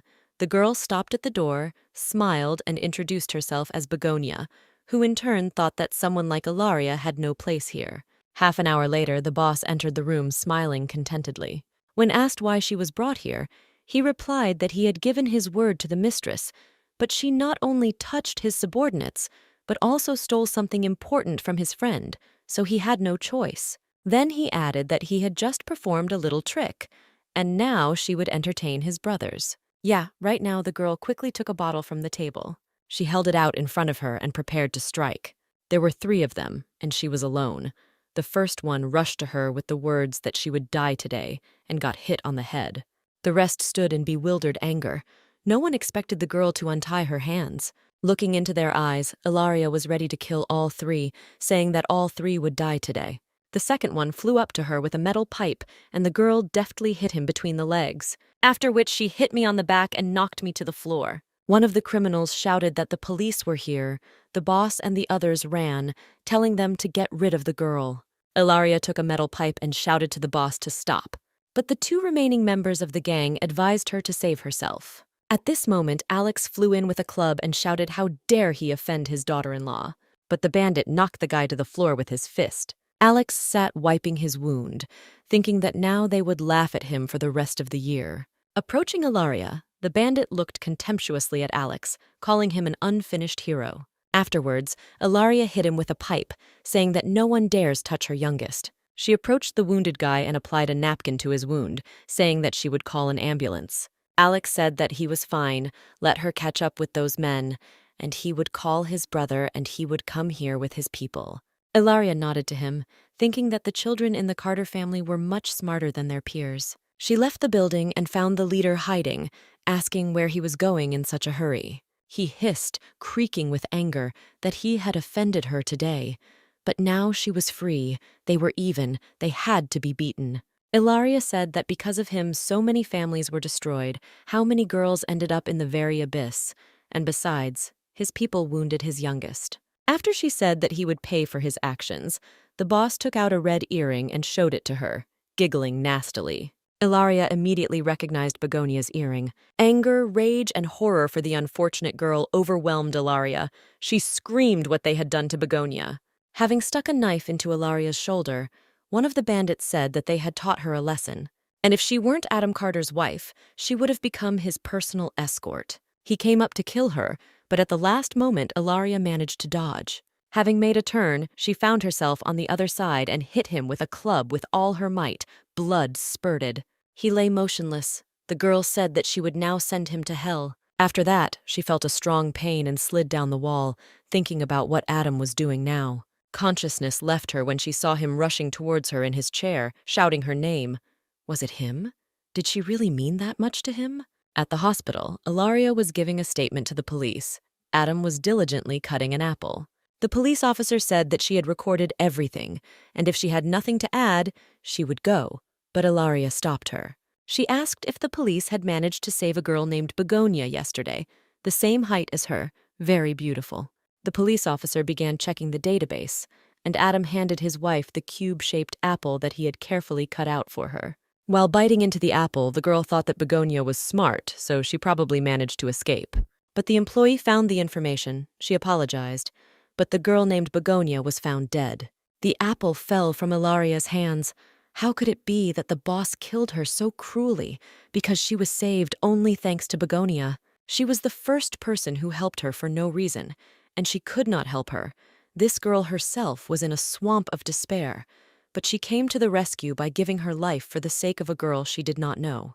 Tears flowed from Ilaria's eyes. Adam took her hand and began to calm her down. He gently wiped away her tears, whispering for her not to cry. Begonia's death broke her heart.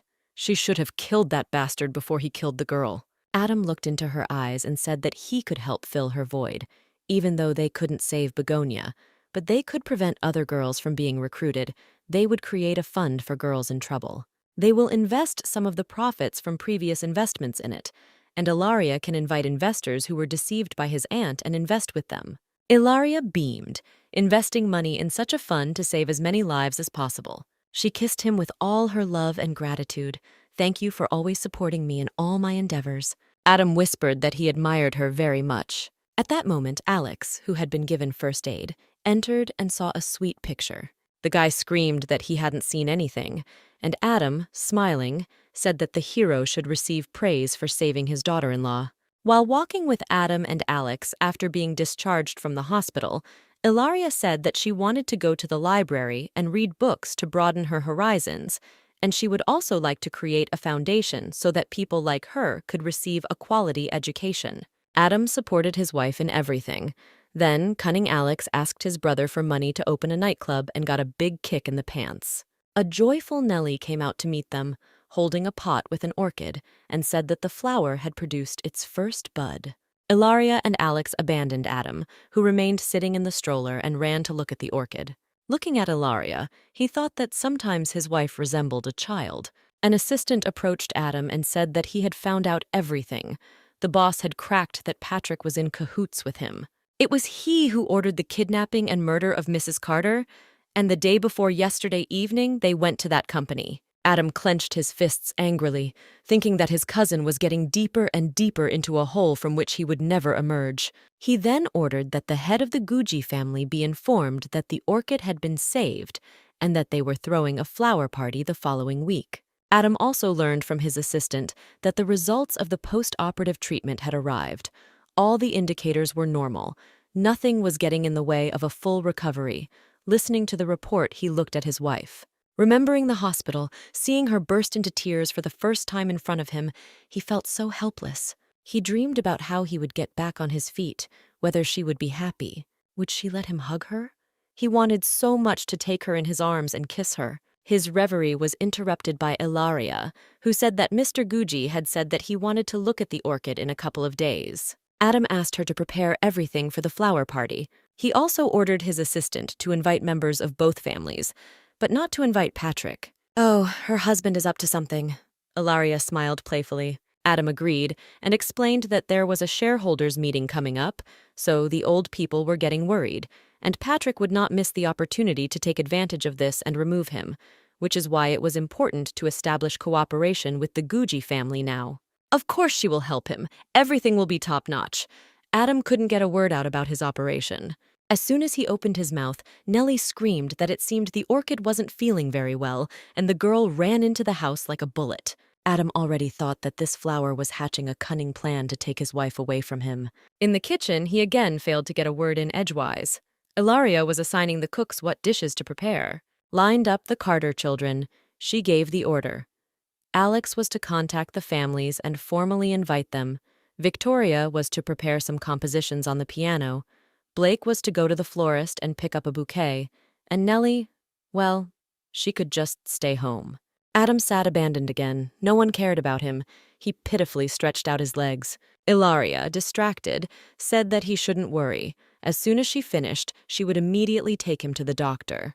That flower again. It seemed to be mocking Adam when he said, "And all your wife's attention was focused on me." He was ready to fry this orchid in batter. Blake picked up the flowers from the florist on Ilaria's behalf, admiring how beautiful they were. Suddenly he heard a familiar commanding voice that asked him why he hadn't come to her for so long. His eyes filled with horror. "It's Mom." He asked why she was there.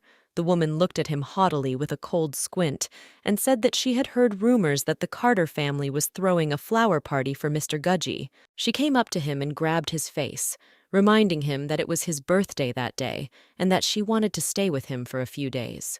The boy replied devastatedly that she was confused. His birthday was on a different day. She shrugged. Well, she made a mistake, it happens, and he doesn't want to take his mother to a party where there will be a lot of investors. When Blake realized that Ilaria was sincere about him and cared about him, his mother's lies became unbearable. The boy replied that his mother had indeed made a mistake, smiling as he recalled his daughter-in-law's warm and affectionate smile. The mother's face twisted with anger when she heard from her son that he understood everything, that they just wanted to use him to get into the party. But he would not allow it. In a rage, the woman tore a flower from the bouquet and threw it away angrily, screaming since when had he become so bold.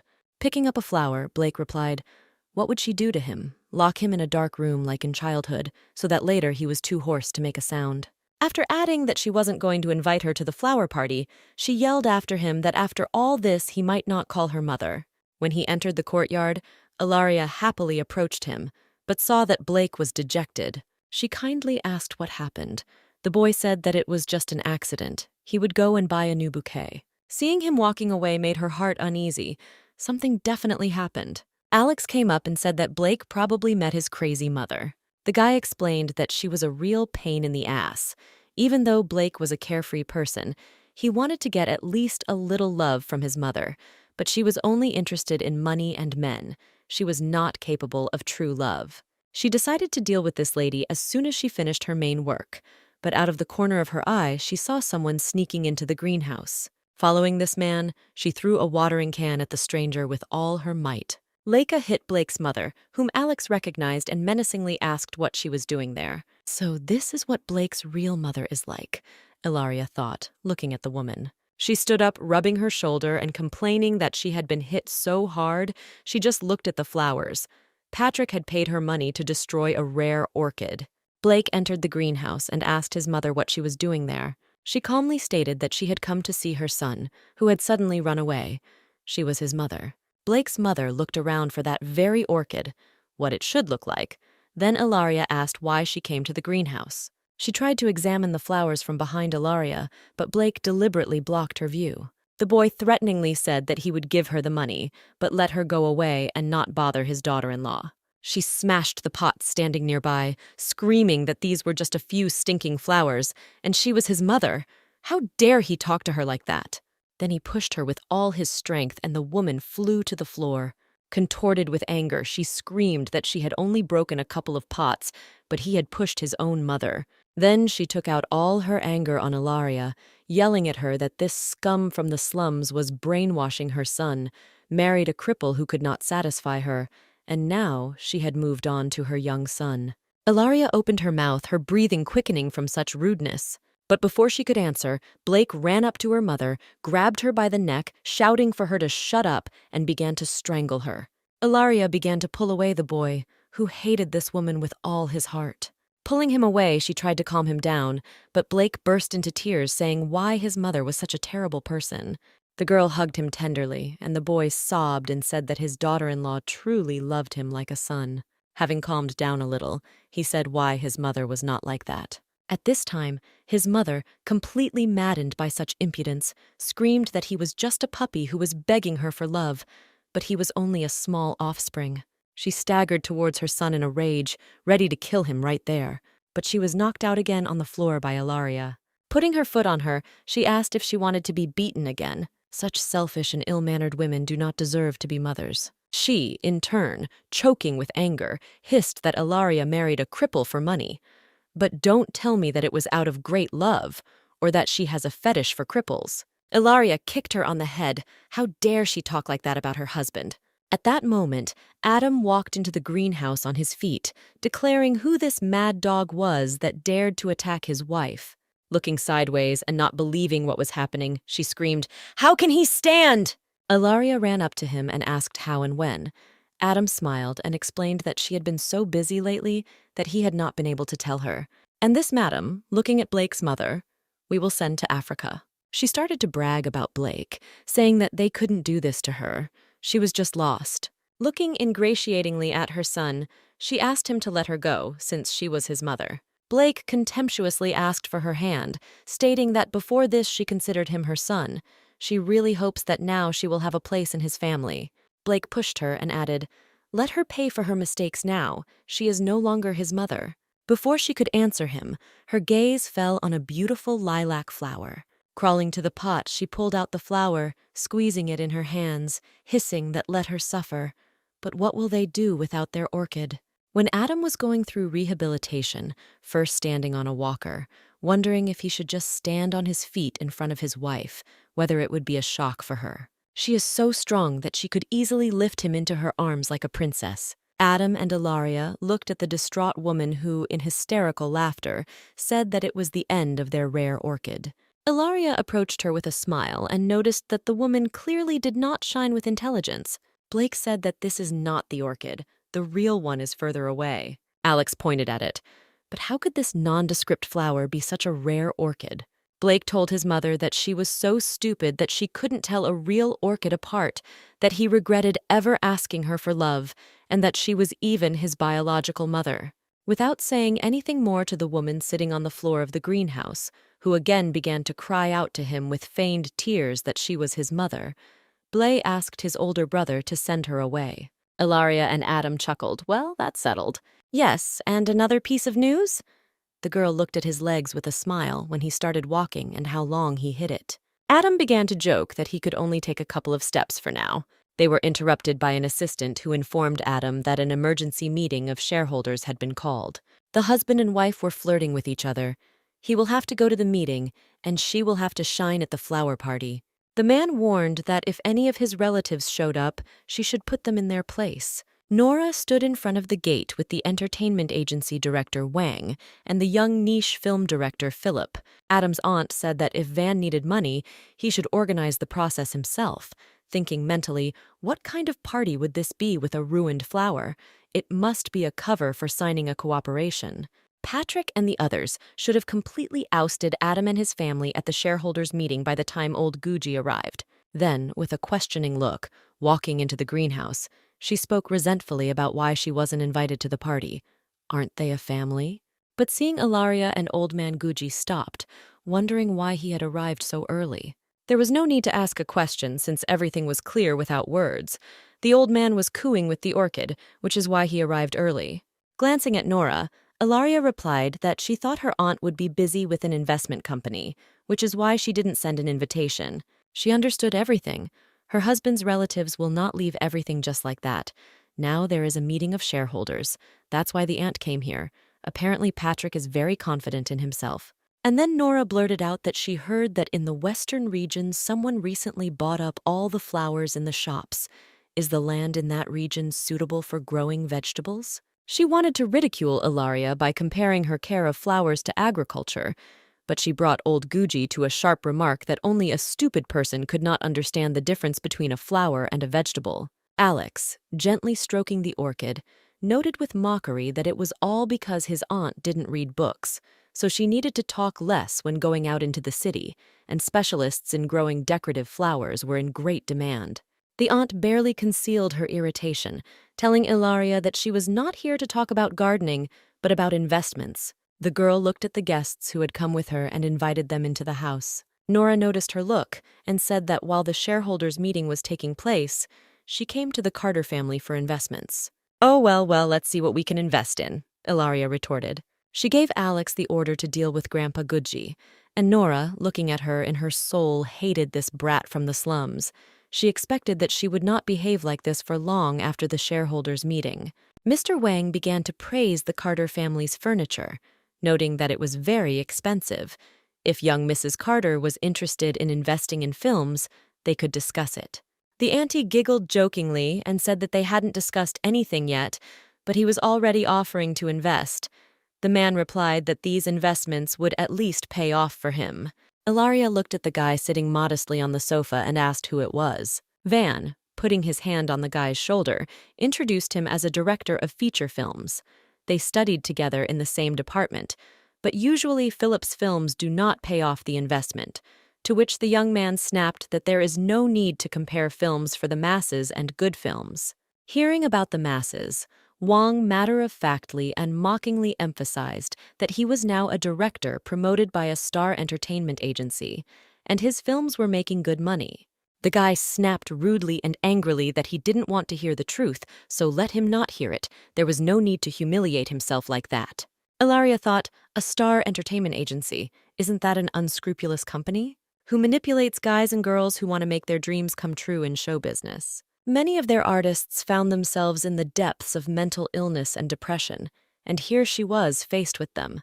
They drank tea, and the girl carefully watched the men. Van sarcastically said to his colleague, who gave him even a penny, let him look at himself before ridiculing others. And then Ilaria, smiling at Philip, announces in front of everyone that she chooses him. Philip opened his mouth. Van and Auntie looked at her with complete bewilderment. The guy stood up and turned to her and said that he had a script for a feature film, which he took with him. Handing it to the girl, he added that due to the variety of locations, a lot of investment was required. Studying the script, Ilaria appreciated Philip's honesty, that he is not deceiving the girl who does not yet understand anything about this, although the guy is in a hopeless situation, and the script is interesting. Coming out of his stupor, Wang said that she was inexperienced in these matters. It was a losing investment. Why not invest in his drama? It was inexpensive, but the cast was excellent. Looking into his eyes, she asked if he was teaching her how to work. Nora began to convince him that dramas pay off well, unlike feature films, but she herself was nervous because if she and Wang did not attract more investors to his project, her money would go down the drain. Ilaria cheerfully said that she likes antipathy. She does everything differently from others. Her hobby is swimming against the current. Then she started scrolling through the locations from the script. There are a lot of locations, but they describe the flavor. However, if you approach it correctly, it won't cost that much money. The modern market is overflowing with one-type dramas with one-hit wonders. She hadn't seen Wang's script yet, but she knew it would fail, after which she replied to Philip that she would invest $6 million in his film. The young man thanked her sincerely. Nora and Van were furious. One was angry that this girl was investing $6 million in a loser, more than all the investments in him, and the aunt, unable to restrain herself, replied that it was useless to talk to her. She was from the slums and did not understand anything.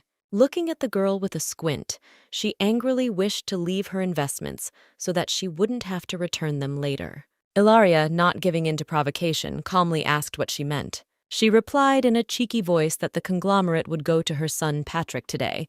That's what. Then Ilaria, barely holding back a laugh, reminded her aunt that she was just as confident when investing in East Street. Nora couldn't stand it and screamed what she meant and heard that Adam had cured his legs. With what pleasure Ilaria leaned over and said these words. The cup of coffee flew to the floor. Nora's face was ablaze with shock mixed with hatred. How is this possible? How was he able to cure? At this time, debates were taking place in the conference room. No one wanted to lose their place or position, and so they agreed to accept Patrick without objections. One of the participants was against it, calling it a brazen takeover. Adam Carter is recovering from such a serious accident. How is this possible? And one of those who got everyone to support Patrick called him a dog. A smug Patrick said that his cousin's illness was no reason to stop the company's development. He motivated this by the fact that everyone has families and everyone needs to earn money, and the others quickly nodded in agreement. They are not running a charity foundation. A man named Dean, who defended Adam, called them all scoundrels. Smirking, Patrick stopped him and asked why he was so eager to defend the rights of his cousin, the invalid who had neither the strength nor the spirit to run a company. Before he could say that Adam's reign was in the past and that he would lead the conglomerate into the future, those present gasped and looked out the door. Adam calmly walked into the conference room, saying that Patrick spoke well. Why didn't he continue? Patrick's face twisted with anger and he cried out, as if his cousin would never be able to walk. Then he grabbed his assistant by the collar, angrily repeating, "Isn't he a cripple?" He frightenedly babbled that he didn't know. Everything is lost, thought Patrick. As long as Adam can walk, he will never become CEO. He doesn't need to do anything. Those cowards in the audience will immediately run over to his side. Adam turned to his cousin mockingly, but his face did not show that he was glad to see him. Patrick looked at Adam's feet without answering. Then Adam asked him to continue speaking and sat down next to him. He forced a smile and congratulated her on her recovery. Adam smiled and glanced sideways at his brother and asked not to interrupt the meeting because of him.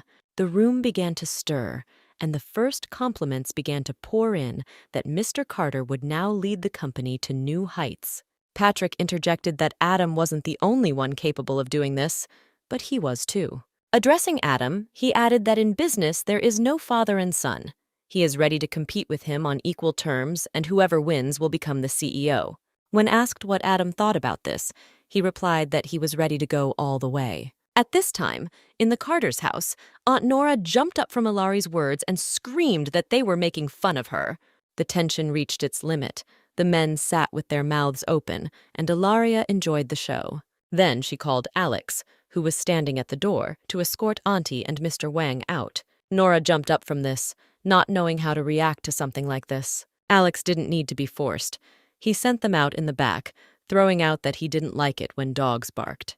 Philip thanked Ilaria again, replying that he would not take her words to heart. He was not so mean as to force someone to make promises and then demand money. Ilaria answered with a smile that this was not help for him specifically. She just liked the script, and that's why she wanted to invest. Philip thought that she had chosen him specifically to irritate his aunt and Van, but when he heard her words, he beamed. The guy couldn't take it anymore and started crying, promising to sacrifice sleep and food in order to save money. Ilaria reassured him that she would invest all 6 million as she had promised, and that she was not going to go back on her word like some cheapskate. Adam was sitting in his office after the meeting. His assistant asked if he wanted to invest money in the western region to overthrow Patrick. The man nodded. His brother-cousin was investing in the eastern part, and the city should develop evenly. If Patrick invested in the eastern district, the gap between the rich and the poor would become even greater. Dean asked Fesh if his cousin had already taken care of the developers. Adam explained it was a game of capital and they needed to come up with a better plan to influence the developers. The man stood up energetically and added that first he needed to go back and sort everything out. He secretly got hold of a brochure called 100 Ways to Make Your Wife Happy and decided to study the points. At this time, gifts for the orphanage were being discussed at the Carter mansion. The children competed with each other to share gift ideas, noisily and jokingly, and also offered personal master classes. Alex and Blake got into an argument about teaching children to draw. Everyone was having fun, there was laughter. Ilaria watched the family picture with love. She always dreamed of a big and friendly family, and seeing this picture, her heart rejoiced. Adam was watching her, incredibly.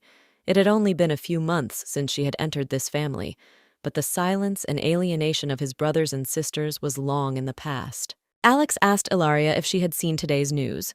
No one noticed Adam entering. The guy told his daughter-in-law that the news said that Patrick's actions forced his brother to get up from his wheelchair. Finally, Adam decided to cough to get attention. The children, still joking and laughing, told Ilaria that they would go for gifts. The girl approached her husband and kindly asked how the shareholders' meeting went. Adam also cooed tenderly that everything was going well thanks to his wife, asking how her day had gone. Looking intently into his eyes, she asked if he would go with her to the orphanage. The man agreed, and she slyly asked if he would go or go in a wheelchair. Adam tried to explain that he just wanted to make a surprise, but the girl coquettishly stopped him. She had been so busy all these days that he had not had a chance to say. After which he playfully offered to give her a shoulder massage. She found it so funny to see Adam flirting and courting her that she burst out laughing. He asked what she was laughing at, and Ilaria lovingly confessed what a good husband he was, that sometimes she felt like she was just taking advantage of that handsome face. The man assured her that this was not so. He looked at his wife with love. How he wanted to kiss her. His heart trembled with tenderness for her. It was she who lit the light of hope, and he was standing in front of her now. It was only her merit. He told her that she was born very beautiful, but besides that she was also kind and let her remain the same. She replied with a smile that his legs had become stronger and his mouth sweeter. Adam leaned down to kiss her. This kiss was a symbol of their love and sincerity, the desire to go through all the difficulties and hardships together and share the joy. It was hot outside, the sun was beating down pretty hard, and the poor orchid seemed to be screaming at this loving couple that it, too, needed attention. Nellie watched the flower with manic regularity, so the orchid felt somehow uneasy from the constant close attention. Adam gently ran his hand through his wife's long hair. They had so much they wanted to say to each other that time seemed to cease to exist. Alex came in laughing, saying that he had forgotten his mug here and would take it and leave right away. Adam and Ilaria blushed and moved away like schoolchildren, and the guy realized that he had again seen something he shouldn't have. Adam handed the new dish to his wife at breakfast, saying that it was very tasty. The children ate silently, trying not to attract attention to themselves. Ilaria asked Adam what she heard at the shareholders' meeting. They were talking about the development of the old part of the city. Alex, with lightning speed, put everything on his plate and advised the others. Otherwise, the older brother would give everything to his daughter-in-law. Ilaria remembered that in her past life, the second son of the Guji family had gained great power in the city by winning the district development plan. But in this life, this could not be allowed. She asked her husband which area he had chosen. The eastern one is promising. The western one has a lot of old buildings, which makes it difficult to develop. But Adam replied that the western area combines tradition and modernity. In addition, the environment needs to be improved, otherwise the gap will only continue. The girl reminded him that it was a big risk, but Adam said that she was from the western region, and he wanted the place where she grew up to prosper. She felt so good that he was thinking about her. She looked into his eyes and said that then she too would trust him. Old man Guji told his grandchildren that the Eastern District was more competitive, so they should make preparations to take over that part of the city, but they would not bypass the Western District either. The grandson objected that there was a lot of unrest in the Western region. They were going to develop infrastructure, not engage in charity. His sister Helen countered by arguing that the Western area had a rich history, was well suited for development, and needed to keep up with the times. David told his sister that she was short-sighted and soft-hearted. This was not charity. The sister flared up. How can he answer her like that? This is the result of her thoughts. If he cannot refute her words, then why humiliate the female sex? Grandfather stopped them, saying that he asked them to convince him and not to start a squabble. Each of them would head departments, and whoever fulfilled his plan would become the heir of the family. David was taken aback that such a hopeless woman could lead the family to a bright future, but Helen sarcastically noted that he doubted his grandfather's words. Then, smiling maliciously, he replied, "We'll see, dear sister." Ilaria came to the shelter. It was old and dilapidated. She understood that the gap between the areas was increasing. Would Adam be able to help this area? She talked with the headmistress, and the others talked with the children from the orphanage. Ilaria said that since it is getting colder, she will make additional donations for warm clothes, as well as for repairs to the shelter. At this time, delicious food was being prepared for the children. They stood near a large vat and couldn't wait. Nellie was cooking and told the children to get ready. They were going to eat now. At this time, 2 impudent thugs grabbed the employee and said that they had not paid for security this month. Throwing the man to the ground and calling him an impudent old man, they threatened him not to forget who they were. Ilaria walked up to the man, helping him to his feet. Then she looked menacingly at the bandit and declared what was going on here. They were shocked to see who she was, that she was talking to them like that on their territory. Then, realizing that she was new, they ordered her to kneel down and call them older brothers. But Ilaria was already eager to teach the thugs a lesson, preparing for a fight. Before they could say anything, she pinned them to the ground with a frying pan. One was lamenting that it was a woman. What should he do? The second, rubbing his face, was shouting, "I don't care, let him call someone." The girl got excited, remembering the old days of beating up the impudent guy. The guys huddled close to each other in fear, wondering what kind of woman this was. One guessed who it was. It was she who beat up their boss. After that incident, Ilaria became very popular in this part of the city. And then they became completely sad. One of them dropped his phone in horror. Ilaria cheerfully added that since they knew who she was, why shouldn't they get out of here? From this day on, she was in charge of this shelter. A few seconds later, they were blown away as if by the wind. The guys were joyfully rejoicing. Ilaria had not yet introduced herself, so neither the children nor the workers knew her name. A man appeared next to her out of nowhere. Hearing her name, he started talking about how she herself was from the western region, and here she visits orphans. The girl confirmed his words, but clarified that the place where she grew up was far from here. The street there was empty and poor. She poured out some dumplings and offered him to eat with them. The man noted that her favorite part of the city was the place that would be difficult to develop. Our heroine looked at this stranger with curiosity.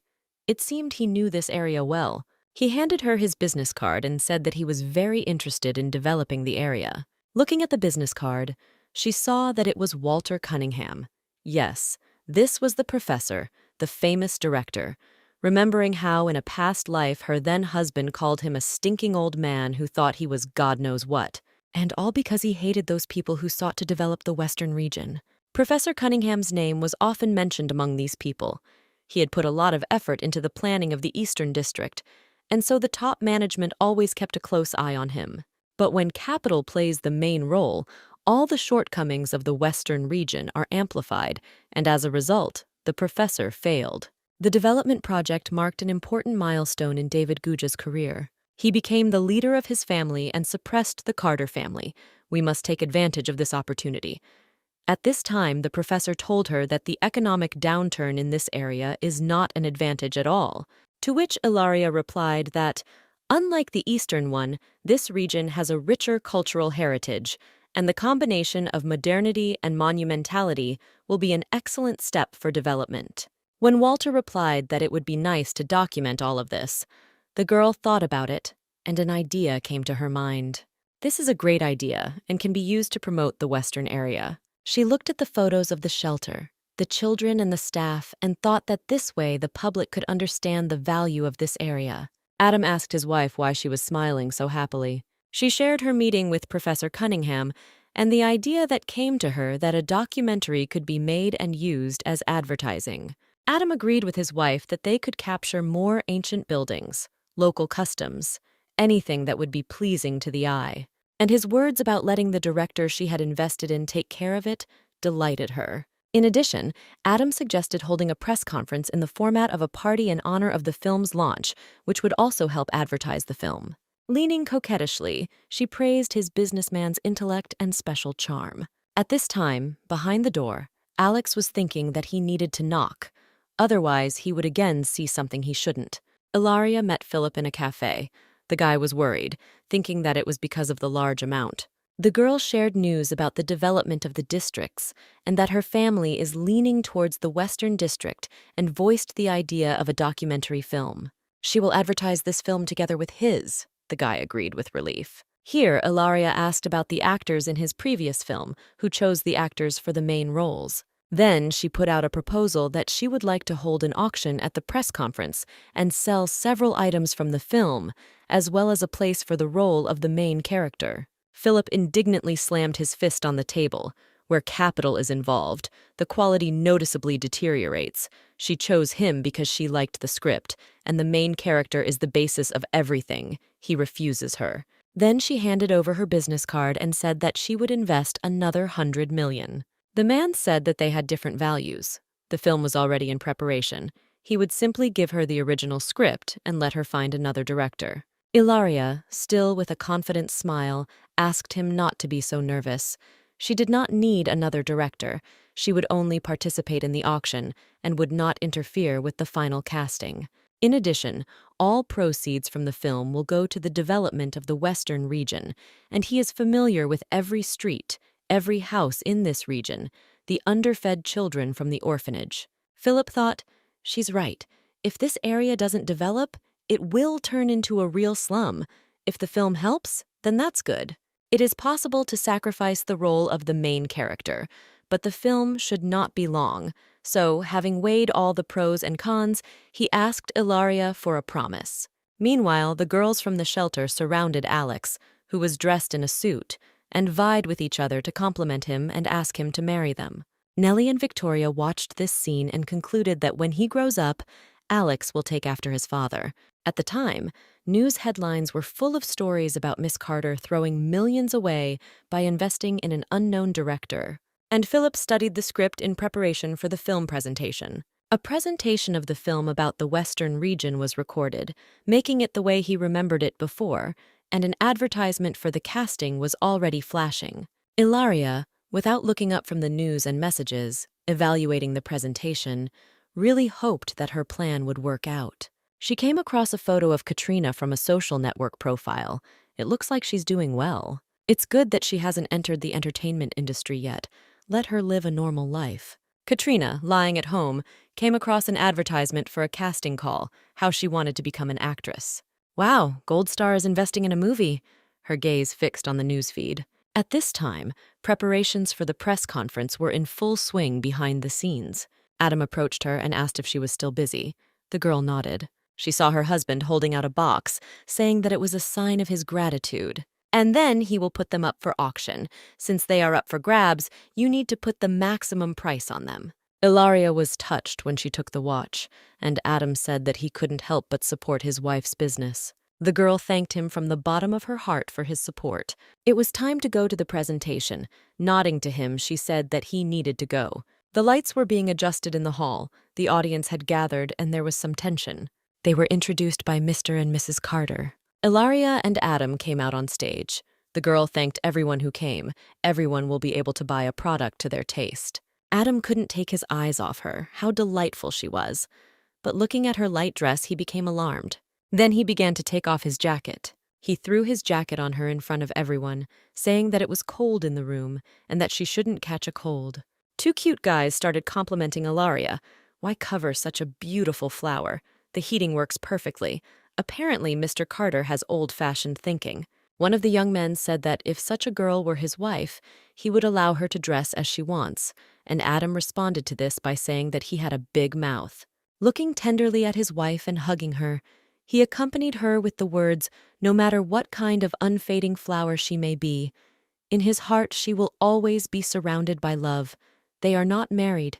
They cannot understand." Yes, this is what determines the competitiveness of men. This hit Ilaria's fans right in the feels, guys. Don't get your hopes up. Someone giggled. They were the guys who came to the casting of the film. Philip began the presentation of the film Vizgliad on stage by introducing Ilaria as his investor. He wanted to present and convey to those present the significance of this documentary project in the best possible way. Having started out by explaining that the film's main action takes place in the West Country, during a discussion of the script, he and Miss Carter discovered the ancient charm of the area. Philip explained that this is a local color that reflects the culture of not only the city, but also the country. But suddenly his speech was interrupted by a mocking female voice. "Ha ha, what nonsense, the Western region, charm." A girl wearing expensive jewelry appeared, who was David Gudge's lover. David backed her up by brazenly declaring that the ancient charm was nothing more than a piece of silt. Mrs. Carter had invested in an unknown director only to start developing the Western region. Ilaria, without losing her composure, said with a smile that Mr. Guji should not care at all about this. The girl, narrowing her eyes angrily, said that Mr. Guji would develop the Eastern region, and if they began to develop the Western region, they would go against the young master. To her words that the Western region is dirty and unpromising, Ilaria replied that because of people like her, the gap between the rich and the poor is growing. David's mistress did not calm down, declaring that she was telling the truth and that's it. The slums, no matter how you present them, will still remain slums. After the words "bad people" and "a rotten area," and that Ilaria herself is a representative of this rot, she received a slap in the face. Some moments were left behind the scenes, namely when Adam saw his wife with a phone and did not dare to approach. Apparently now, they will not be welcome to him. Nellie continued to maniacally cultivate the orchid. Ilaria grabbed the girl by the hair. She screamed that she was the young master's woman, but our heroine responded by saying that she would beat her and she didn't care whose woman she was. David intervened. How dare she hit his man? Because of this, she completely lost face. Freeing her fingers from his lover's hair, the girl snorted and lost her face, stating that he is the youngest son in the Guji family, and besides, he has a rival sister and she is Adam Carter's wife, so why should he lose face? David hissed, who gave her the right to talk to him like that. A hand fell on his shoulder and a voice said, "I am Adam Carter." Ilaria looked at her husband's determined expression with surprise, who told David in an icy tone that he had been badly raised and that he should talk to his grandfather. As he left, he looked at them intently and angrily, declaring that he would remember everything. His mistress was trotting behind him, and nearby, David heard a voice asking why he wouldn't help his brother, and the older brother's answer that he was a pain in the ass and let him figure it out himself. And he had an even stronger desire to take control of the family's affairs. Ilaria came on stage and apologized for the slight delay. After looking around the crowd, the girl said that there were a lot of prejudices about the residents of the Western region, comparing him to an old man who can't keep up with the times, but if you slow down, you can see his beautiful side. Philip supported her, saying that the film Vizgliad would show a more realistic and beautiful Western region.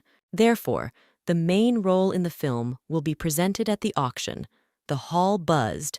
If you win the auction, you will have the opportunity to work with the Carter family. Ilaria, hearing everyone discussing the main role, interjected that other small items would also be presented. Half of the proceeds will be donated to director Philip's film, and the other half will go to the needs of the Western region. So the auction started. She sat down with Adam at the table. He whispered to her that she had done a great job. And all this for the sake of the Western region. The girl replied that if there is an opportunity to develop it, then she will do it. The presenter announced the first lot, the leading role in the film Vzgliad. The public began to offer prices in turn. 100,000, someone shouted 200,000. One young man offered 1 million because Mrs. Cart's words moved him to tears. The second one beat him with 2 million, citing the fact that Mrs. Carter had a kind heart.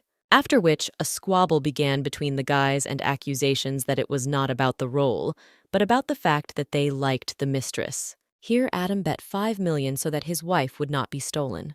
And then a voice was heard saying 18 million. Ilaria turned her head. It was Helen Goodgie, but why was she here? She remembered that this girl had an amazing talent for business. In her past life, old man Goodgie wanted to bequeath all his property to her. The girls looked into each other's eyes. If together they could develop the Western region, then her brother will not become an influential person like in her past life. Ilaria's fans looked at her with displeasure, wondering where she came from. One of the guys told the other not to look at his sister. She is not right for him. No one offered more than 18 million and the lot was sold. Helen stood up and the host congratulated her on her purchase of the top lot. Adam dreamed that his wife would wear a burqa and fewer men would stare. And Nellie's thoughts were only about the orchid. Ilaria rose to meet Helen and congratulated the young Mrs. Goodgie. Helen replied that she had heard a lot about Mrs. Carter and her contributions to the Western region.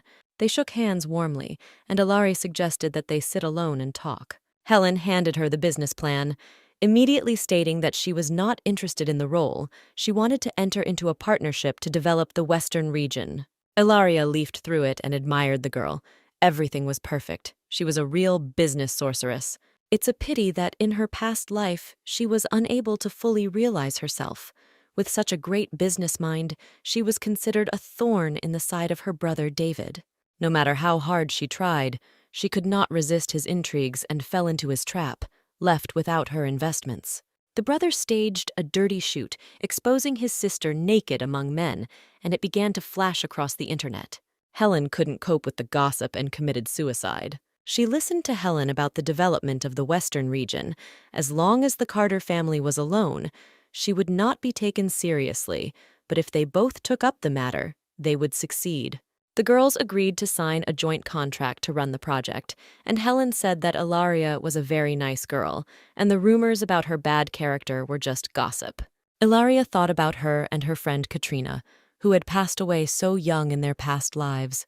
Helen modestly stated that she still had a lot to learn to mature into a real business. After which, not noticing her brother and Adam standing in the doorway, she said how great it would be if she became her daughter-in-law.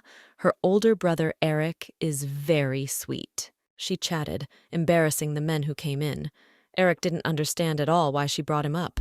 Adam was gloomy. He did not like her frank words, considering that Ilaria was legally married. He flared up, asking Eric if he had sent his sister on purpose, but he swore that he had nothing to do with it at all. Then he approached Helen, sternly asking what she was chatting about, realizing that it was time to drag her out. She babbled that she was simply very glad. Mrs. Carter was very nice. Adam approached his wife and informed her that they were legally married and that polygamy was prohibited by law. Ilaria felt awkward and embarrassed. Eric grabbed his sister by the hand and pulled her towards the exit. She said goodbye until tomorrow. When Adam and Ilaria were alone, she reassured him that Helen was just a young girl, and the man, pretending to grumble, replied that his wife was so popular. Looking at him with love, Ilaria replied that she loved only her husband. He gently covered her mouth with his finger and cooed that she needed to be checked. Then he passionately pressed his lips to hers and they merged in a kiss. Being so close to her, breathing in the scent of her skin, was such a pleasure for him. Ilaria pressed herself tenderly against her husband. She enjoyed his caresses and tenderness. She playfully asked if he was happy with the results of the test. Their tenderness was interrupted by a knock on the door. Philip entered, clearly embarrassed to have interrupted them, but said he wanted to speak to the winner of the leading role. Ilaria explained the situation with Helen.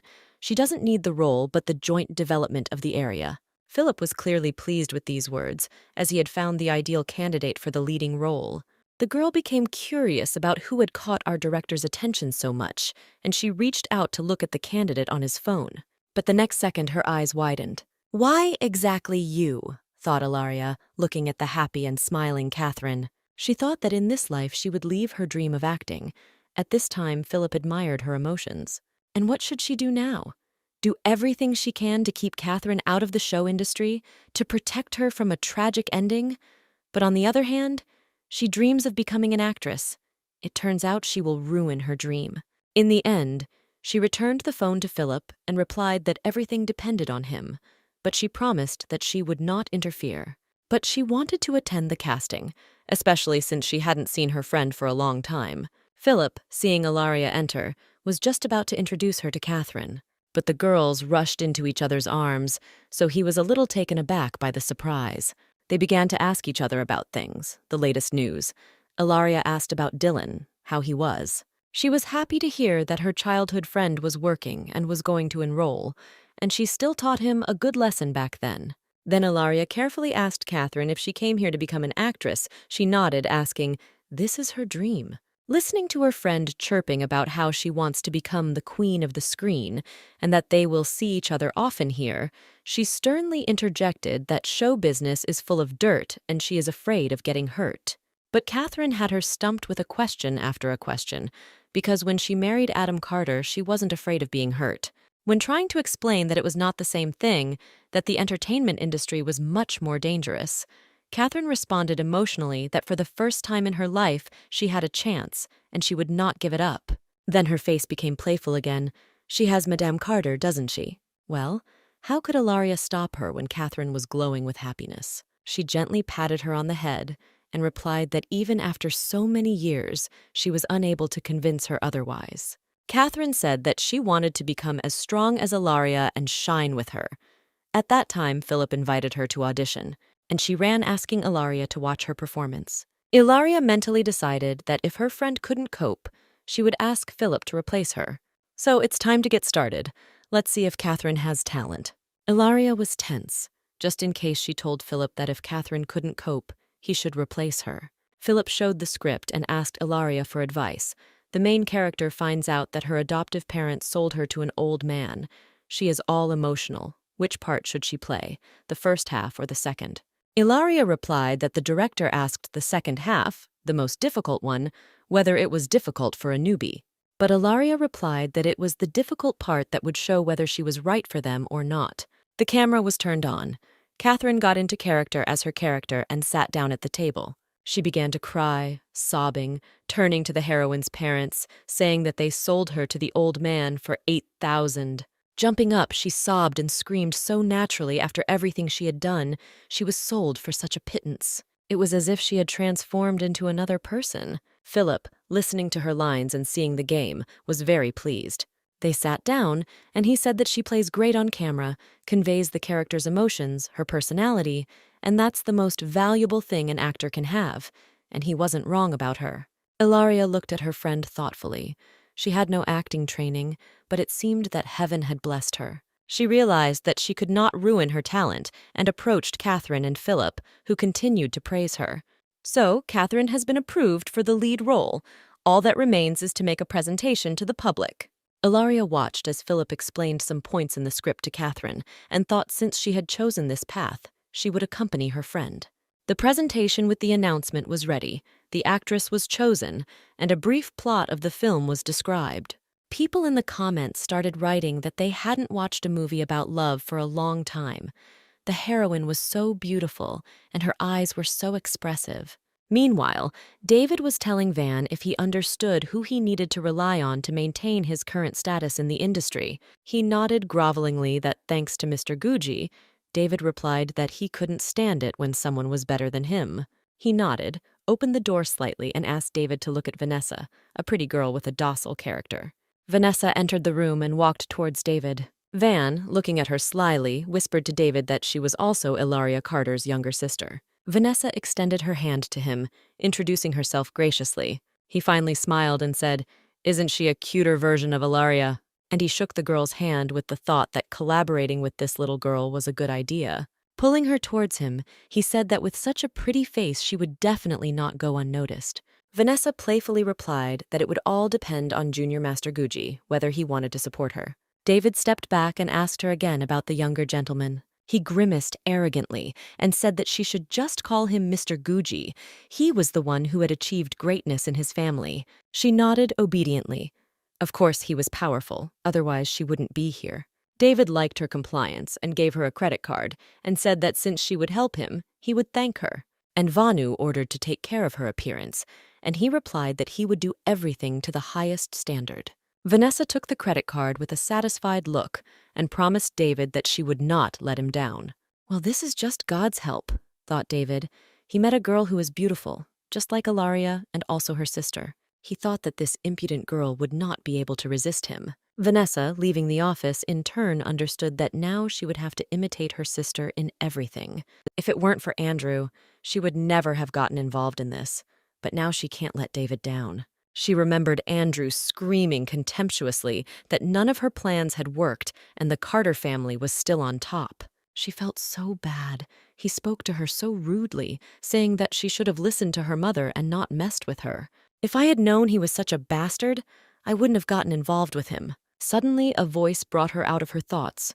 Where was the lady rushing to in such a hurry? It was Van who handed her the packages, saying that they were gifts from Mr. Guji. She hesitated, sweat pouring down. Van asked why she was so sweaty, if something had happened, but Vanessa said it was just a very hot day. How he scared her, but she couldn't show him that she was panicking. Well, now it's time to act. Her sister will still see that she is much more powerful than her and will return what should belong to her. Ilaria sat in the studio and carefully studied the script. Philip very meticulously explained to Catherine where and how she should behave, her look, her facial expressions. She heard a beep on her phone, a message from Helen, who wrote that she had sent an assistant to her to sign a cooperation agreement. Ilaria called her back and replied that she would sign everything and send it back. Helen was silent for a moment and then added that she wanted to warn her that her brother's company had signed a contract with Vanessa Ruane, and they were going to invest heavily in one project. Her brother David has a grudge against Ilaria. Apparently, this is not the first time he has tried to pacify her. When Ilaria thanked her, Helen said she was happy to share the information. She talked and talked so that Ilaria stared at the screen in surprise. Afterwards, I started scrolling through my newsfeed and saw my sister in the lead role in Van's film. Van introduced her as a beautiful girl with an angelic character, and the comments admired Vanessa's meekness and angelic beauty. The film takes the viewer into the future, which fueled public interest. The reasons for concern never end, thought Ilaria as she read on. Philippa and Catherine were interrupted when they heard voices and footsteps in the studio. When asked what was going on, Van brazenly stated that it was nothing special. They were just using this platform today. Van said to pack up their things and get out of here. Vanessa stood there with a smug look. Everything is clear, so this is what they had in mind, Ilaria realized after looking at those who entered. Philip exclaimed to Van how so they had already unpacked their things. He smugly declared that they had paid double the rent, so the studio was now theirs.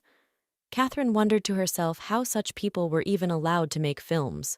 Philip walked nervously towards Van, but Ilaria stopped him, calmly saying that she would sort it out herself. Then she whispered to Philip to write everything down. Van asked Ilaria to take her people away and not cause conflict. Ilaria asked what would happen if they didn't leave. Then Vanessa triumphantly answered that they had driven them out. Let her sister accept it. The entire future of the industry is tied to money. My sister can continue to use the studio, but she will have to invest a lot of money. Ilaria made fun of her sister, seeing how she copied her style of dress and behavior. She immediately became discouraged. She was timid in front of her older sister, who, looking her intently in the eyes, declared that it would be impossible to copy her, no matter how hard you tried. Then she nervously screamed that she was only taking away her bright future. Ilaria took away her happy marriage. Enraged by these words, Ilaria hit her, replying that it was her mother who had ruined her life by appropriating her family's wealth. It was she who insisted that she marry a disabled man, so who stole what? Then she leaned over to her frightened sister again and asked who had taken what. Vanessa saw out of the corner of her eye that Philip was filming everything on his phone. She screamed that her sister had decided to set her up in this way. She made me say unpleasant things, and now she wants to post everything on the internet. Ilaria explained that there was no setup. She said everything herself, they just recorded the evidence. Vanessa is really sick in the head. She needs treatment, not to become an actress, so her younger sister began to demand that she give up the studio. At that moment, Helen came in and said that Mrs. Ruin was taking on too much. Here was the contract for the purchase of the studio. It was now in the hands of Mrs. Carter. Helen told Ilaria that she had overheard today that her brother was going to buy the studio. She had been more prudent. Vanessa, shocked, began to reproach her sister for greed and unwillingness to share. Then Ilaria reminded her sister of her words that the entertainment industry is tied to money. Then the younger sister blurted out that if that's the case, she can rent another one. The assistant intervened and informed Vanessa that Mrs. Cart had also purchased all the other studios. Everyone stood with wide eyes. Vanessa thought that she had nowhere to put the money. Helen thought, when will her brother be able to buy everything back like this? In desperation, Vanessa screamed that they must be lying. It was impossible. But Ilaria's assistant, like a robot, said that Mrs. Carter was watching her words. Now it was Ilaria's turn to rejoice, and she showed Ven and his people the door. They smiled with Philip and offered to help him get out. Vanessa and Van had no choice but to leave, gritting their teeth in anger. As they left, Vanessa realized that she was doing very well as Ilaria's wife, and that Adam was enchanted by her. Apparently, this was all she could do, and she looked at her phone. She dialed the number and cooed in a sweet voice that it was Vanessa and she needed help. David asked what happened. Vanessa told how she and Van flew out of disgrace. Everything was redeemed by Ilaria. David replied, "Let them take off another one." Vanessa explained that they were all bought out. Thus they were showing disrespect to him. The man did not like this, and he advised to save his words. Vanessa asked for more money. David replied with a grin that he could, but what good would it do him? His words that she was simply playing the role of a living doll made her wince with anger. Then Vanessa blurted out that she could bring her sister straight to his bed. If rumors were spread about Ilaria's depravity, her reputation would be trampled. David liked the idea and promised to triple her fee if the plan worked. Vanessa was looking forward to her sister's last happy days. David dreamed of how he would enjoy every centimeter of Ilaria's body while she would feel sorry for herself. That evening, the family had dinner at the Carter family mansion. Ilaria remained with Adam cooing. She thanked her husband for the surprise with the purchase of the studio. Then he stroked and hugged her and said that she always thanks him, but isn't that his duty as a husband? But the cuteness was interrupted by messages in the messenger. She showed Adam that her sister had officially posted about the film festival and decided to publicly invite her. The husband said that if he doesn't want to go, then he doesn't have to, but a light lit up in Ilaria's eyes. No, she wants to go. The company is large and invites her as an investor, and Vanessa does not even know that the film festival will be broadcast live. She learns the sinister side of society. At that moment, Adam thought that he madly loves his wife, even when she becomes a devil. A few days later, the younger members of the Carter family were glued to the television as the broadcast began. Adam and Ilaria arrived at the film festival, and online comments poured in about how beautiful they were. The girl turned to her husband and said that she would go and talk to Mr. Gucci. She looked at David, and the eyes of millions of viewers were glued to her. David stood with Vanessa, and they noticed that Ilaria was heading towards them. Ilaria was wary. They said something to each other. It was about her. Vanessa jumped up and hugged her hand, cooing about how she missed her and why her sister didn't warn her that she was coming. Ilaria irritably threw away her sister's hand and declared that she had thrown a tantrum at their last meeting. She made an innocent face and said that she didn't understand what she was talking about and invited Ilaria to have a drink with her. Vanessa was angry that her sister wanted to disgrace her during a live broadcast. Users poured in comments that sisters are sisters. So beautiful, why argue? And Ilaria teased Vanessa. She really broke up with Andrew. She lost her temper, what nonsense. But Ilaria said that in high circles they make legends about Vanessa. Vanessa flushed with anger. How did she know, and why was she saying this during a live broadcast? At this point, David came up and said that her behavior and compassion were impressive. He broke the distance by coming close to the girl and sarcastically said that he hoped that she would not lose her ardor in the future. Ilaria slapped him, saying that he had not been taught that when intoxicated one should not approach people with whom one is having a conversation. The comments exploded with her boldness. David stood there with a red mark from the slap, saying nothing. After a couple of seconds, Ilaria, without taking her eyes off him, said that his mouth stunk. Again he put on a grin, and as he left he told her that she was quite interesting. Ilaria called him sick. A waiter walked past Vanessa, keeping his eyes on her. She noticed him and they exchanged glances. Ilaria looked at her sister and David and thought about how well they complemented each other. Two abominations. She took the drink from the waiter and drank it. He did not take his eyes off her. The girl immediately felt dizzy and her legs became weak. Why did her head spin so much? She leaned her hand on the table, realizing that they had slipped her a drug. The same waiter came up and with an unpleasant smile offered her water, asking how she was feeling. The waiter seemed suspicious to her, and in as cheerful a voice as possible, she announced to the viewers that the broadcast was ending, but they would be able to watch the continuation through other people's streams. The waiter tried to take her by the arm and lead her to the restroom. The girl sharply replied not to touch her, she would get there herself. Approaching the room, she asked where the keycard was, and he handed it to her, still smiling. Her number was 18, 316, and she ordered the waiter not to follow her.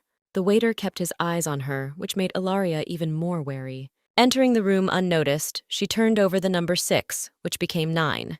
He stood in the hallway until she entered the room. Then he called and happily informed her that she was in room 316. Vanessa looked for Adam with her eyes. The problem with Ilaria was solved. He was left.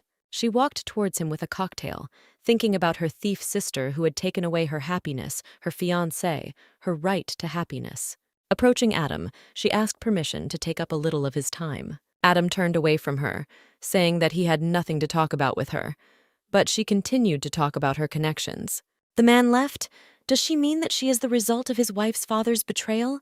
Yes, he knows that. Then she said ominously, and he knows why her sister decided to marry him, a man with sore legs. Doesn't he understand that in her heart there is a completely different person holding out a drink? He is interested. No matter how she tried to touch him on the raw, he gave up, that he would not drink with her, and he was not interested in that. What was his wife like before marriage to him either? He was only interested in their future together. He knocked the glass out of her hands, declaring that he would definitely not engage in a dialogue with a girl like her. She watched him walk away, thinking that he had not fully figured out Ilaria's personality. This handsome man must be hers, even if he didn't drink from the glass. The drug is spread by airborne droplets. Handing the waiter the keycard, I thought to myself, grinning, well, Mr. Carter, you have to value your reputation. The waiter caught Adam, who was barely standing on his feet. He helpfully pointed to the door of the room, saying that the gentleman needed to rest. Adam ordered the waiter to open the door, which he did happily. He entered room 319, which was 316, until Ilaria turned the number over. He was very hot. When he entered, he saw someone lying on the bed. He came up to me abruptly, threw back the blanket, and told me to get out of his room. He had built up his reputation over the years, not to have it ruined by some woman, but imagine his surprise when he saw his wife. He stopped without taking his eyes off the scene, even thinking that he was imagining things. Vanessa waited for a while and thought with malicious glee that David was obviously already having fun with Ilaria. Today, everyone will get what they want. I didn't expect everything to go smoothly. Her first night will be with Adam. Taking the key, she opened the door to room 319. In the darkness, she saw the naked silhouette of a man, thinking it was Adam. She began to undress, throwing off her dress. She walked up to the man sitting in bed and sat down next to him. Rejoicing with happiness that everything had finally worked out, he began to kiss her. They started making love. Vanessa believed that Adam thought she was Ilaria. Ilaria opened her eyes. Her head was cast iron. Someone was standing next to her. Adam stood and looked at her with tension. Then Ilaria jumped up and pushed him onto the bed, intending to hit him and screaming who he was and how he got there. Then she heard a familiar voice that it was him, Adam, her husband. He noticed that she seemed to be under the influence of the drug as well. It turns out that he was also under the drug, she asked, still sitting on Adam. He answered that yes, and the effect was very strong. Her answer stunned him, saying that he needed to drink more water. Then Ilaria blushed and became embarrassed. She was still very sleepy. Adam kept his eyes on her, waiting to hear what else she wanted to say. Unable to resist, she fell into his arms. He asked how worried she was about him. Kissing him, she whispered, how could she not worry about her husband? Then she pressed herself against him and did not move. Adam called out to her. The girl answered. He pressed himself against her, hugging her tenderly. When Adam straightened up, the girl was already sleeping on his chest. Holding her tenderly in his arms, he kept his eyes on the sleeping Ilaria. He sat motionless so as not to wake her, listening to her measured breathing. Finally, he stood up, carefully laid Ilaria on the bed, and, taking off his jacket, decided to take a shower. Adam ran into the shower, red and sweaty, the drug taking its toll, as did his attraction to Ilaria. Without undressing, he stood under the stream of water, seeing his sleeping wife in front of him, who, trusting him completely, fell asleep in his arms. It seems like he loses control and self-control when he is with the person he likes. He dialed his assistant's number and ordered him to find out if anyone had bought drugs in the last few days, and the report should be ready by tomorrow morning. Coming out of the shower, he made himself some coffee. Ilaria had not yet woken up. His gaze stopped on her again. How beautiful she was. Her skin, her lips. She looked like a princess from a fairy tale. And again he felt like he was burning. Damn, he, like a schoolboy, couldn't control himself. Dropping the cup, he ran at full speed to the shower. Standing under the streams of water, he ordered himself to restrain himself. The sun had already risen. Its rays illuminated the room. Ilaria opened her eyes. She sat up and looked around. Her whole body ached. Apparently the drug was strong. Adam came in, having prepared coffee for them, smiling and asking if his wife had woken up. Seeing my husband with dark circles under his eyes, I thought, he didn't sleep at all, poor thing. He asked how she was drugged. The girl remembered that she drank juice and felt sick. Adam replied seriously that they were both drugged. It was lucky that they had ended up in the same room by mistake. Otherwise, the consequences would have been unimaginable. Ilaria said she already has a suspect. She understood perfectly well that her sister had done this, and she told her husband about it. He sighed. Unfortunately, they had no evidence. But Ilaria interjected that it was okay. They were here for a long time. When she entered the shower, she was taken aback. Everything was steamed and flooded with water. Adam blushed and muttered at first that it was yesterday.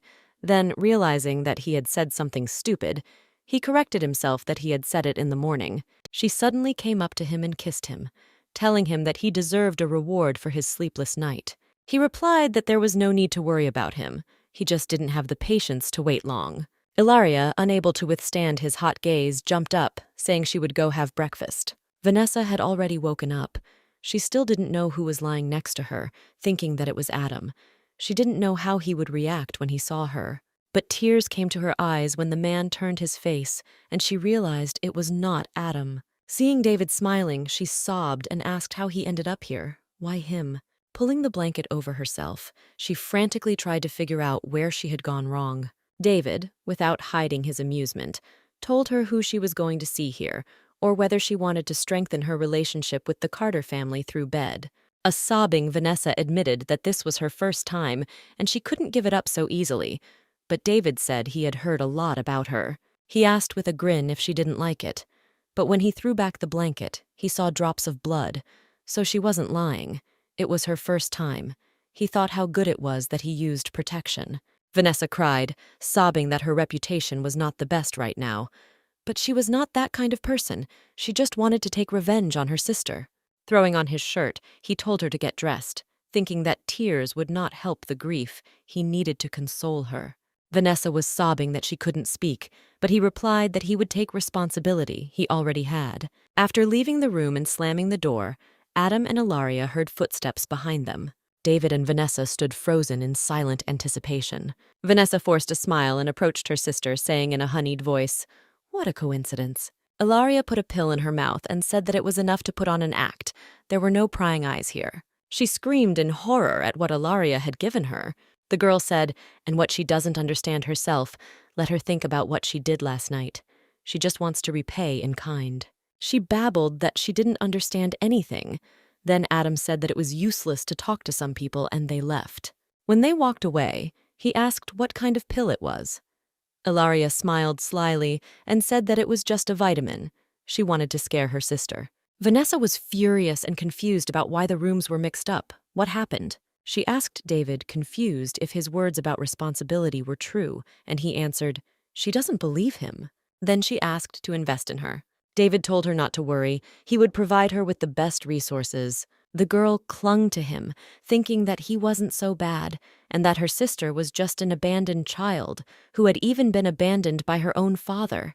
And how could such a beggar compare to her? Adam and Ilaria were sitting in the office. The girl was thinking about Vanessa, who had become quiet after that incident.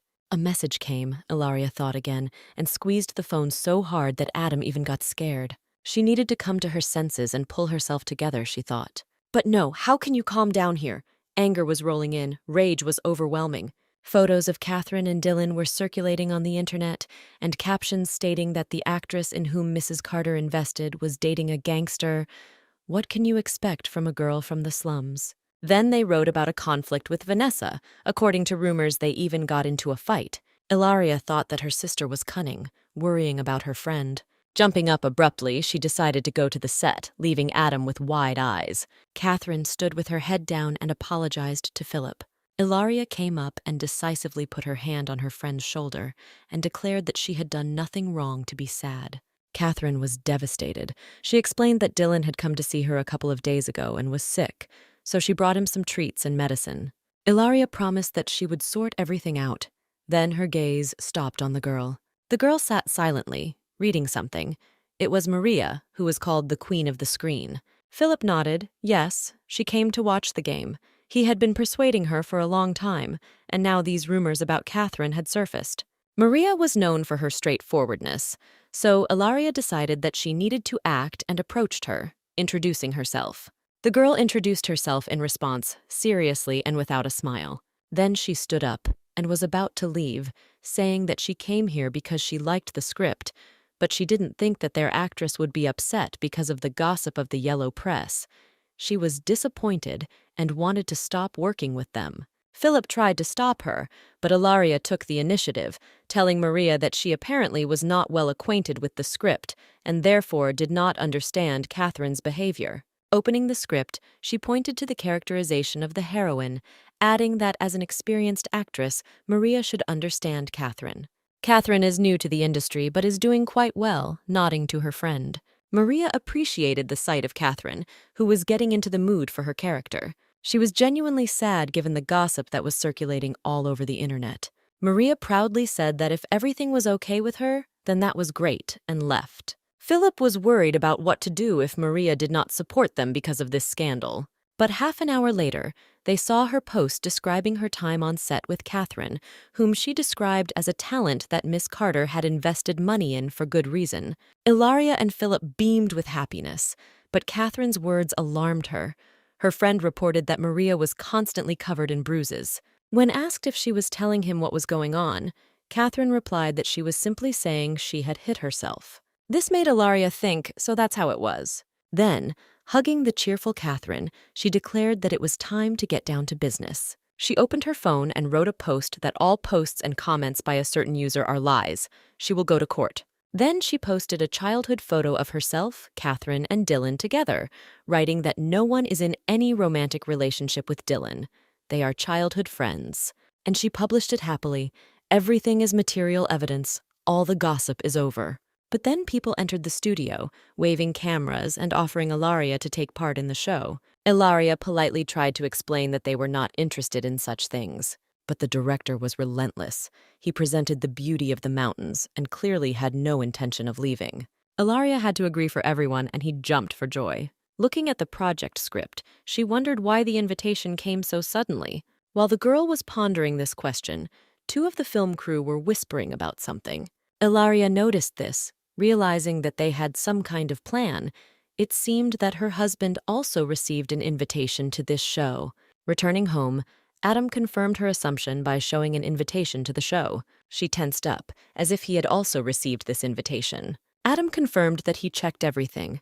The show is organized by the company. Suiji, David, and Vanessa are also invited. Ilaria remembered that the investor of this company was David Guji. Why would he film his show in the Western region? They came to the conclusion that her sister had another plan to set them up, and they needed to be careful. The popularity of the project was at its peak. It was necessary to take care of advertising, and in the end, he and David arrived at the place. Having looked around the wretched area, Ilaria realized that the development of the Western region could not be put off for long. There were poor huts and broken roads all around.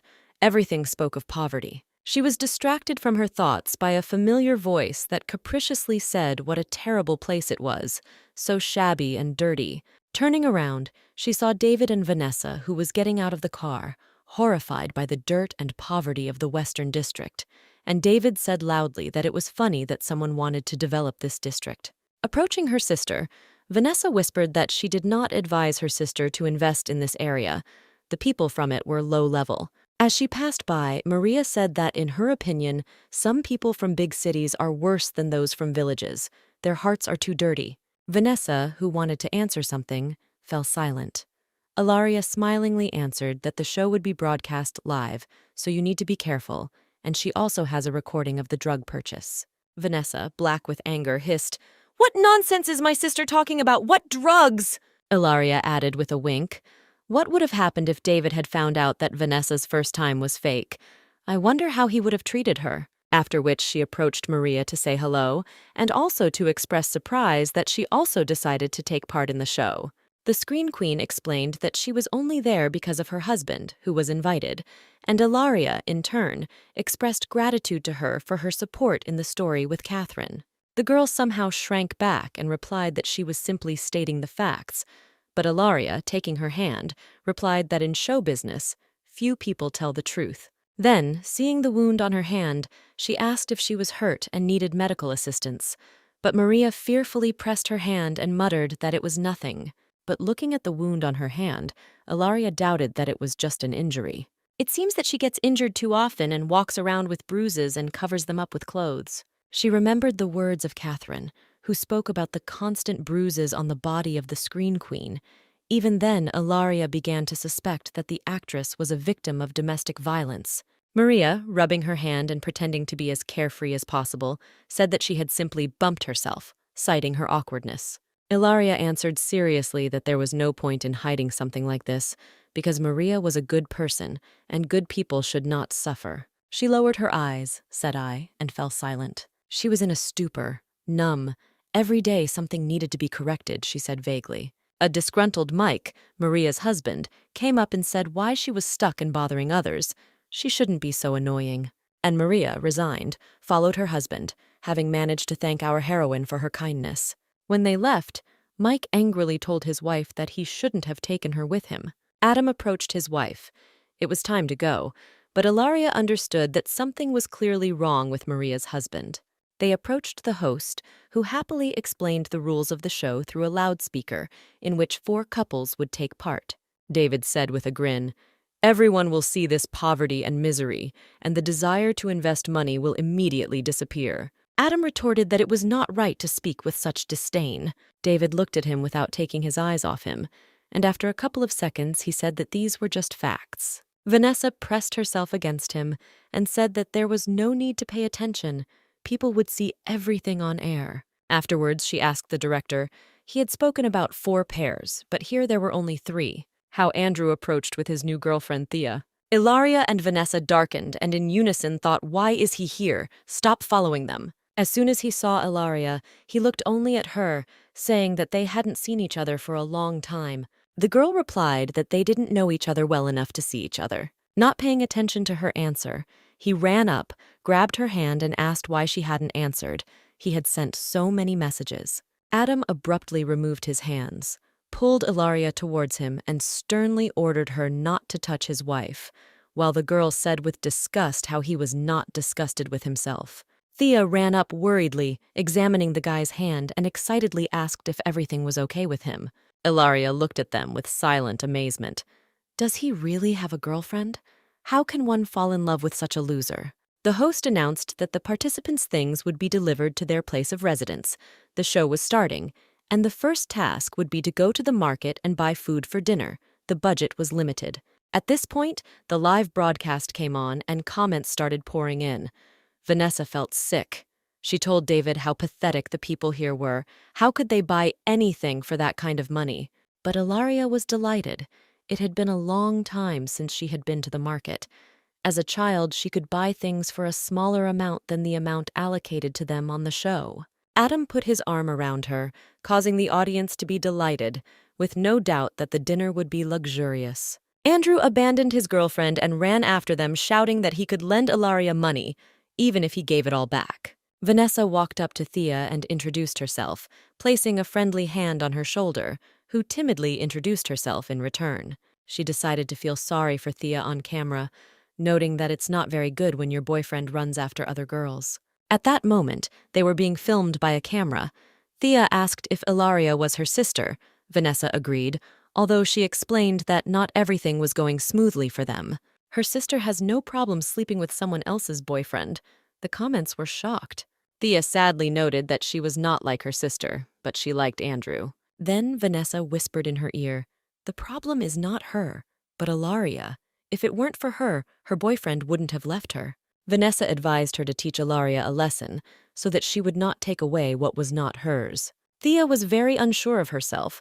She had no idea how to teach her a lesson, but Vanessa explained that it was called returning what was yours. It worked.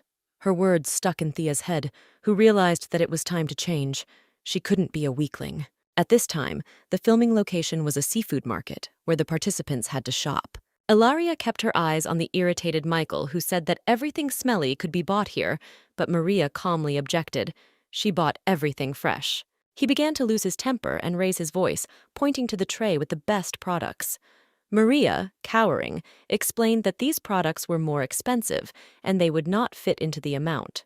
Ilaria decided to intervene. As the cameras were pointed at them, barely holding back from being rude, the man croaked what the lady needed, to which the girl replied that his attitude towards his wife was outrageous. Michael asked her not to interfere in other people's affairs. An unkind light flashed in his eyes. He would take her remark into account. The audience was outraged and advised Ilaria to shut his mouth. Ilaria simply replied that Maria had recently helped her a lot, so seeing that he was about to hit her a little more, she hurried to help. He coughed nervously and replied that this was nonsense. He does not hit women. Then he got mad and told Maria to buy it herself and left. Ilaria worriedly asked the confused Maria if she was okay. The queen of the screen nodded sadly, to which Ilaria said that one must resist. If one simply endures, it will only make the situation worse. Thea was watching them, seeing that the cameras had gone after Michael. This was a good chance. Wounded by Vanessa's words, she approached Ilaria and asked why she was seducing her boyfriend. She raised her eyebrows and looked in surprise at the girl who suddenly approached. After that, she flared up and, shaking Maria, said why she thought that she was seducing her boyfriend. But the wound-up Thea screamed for her to stop seducing her man, to which Ilaria replied that she should get her eyesight checked. Maria watched the girls squabble from the sidelines, not understanding anything. Then Ilaria opened the phone and showed it to Thea to clarify.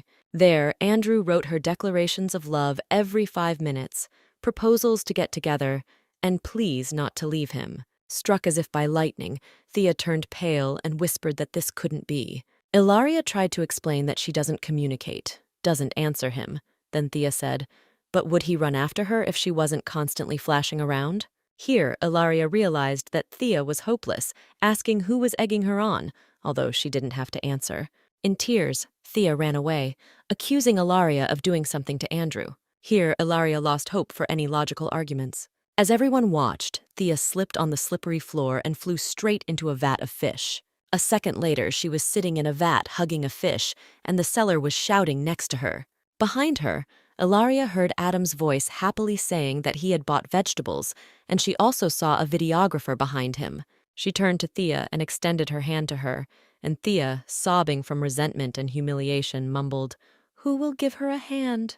Then Ilaria, looking her sternly in the eyes, said that her husband and videographer were behind her, and she didn't want to find herself in an awkward position in front of the audience. She looked at the girl in fascination, thinking how sweet it was that she was thinking about her. But having risen, she began to convince herself that Ilaria was bad. Meanwhile, Adam asked his wife what had happened, and she, pointing at Thea, explained that she had slipped and fallen.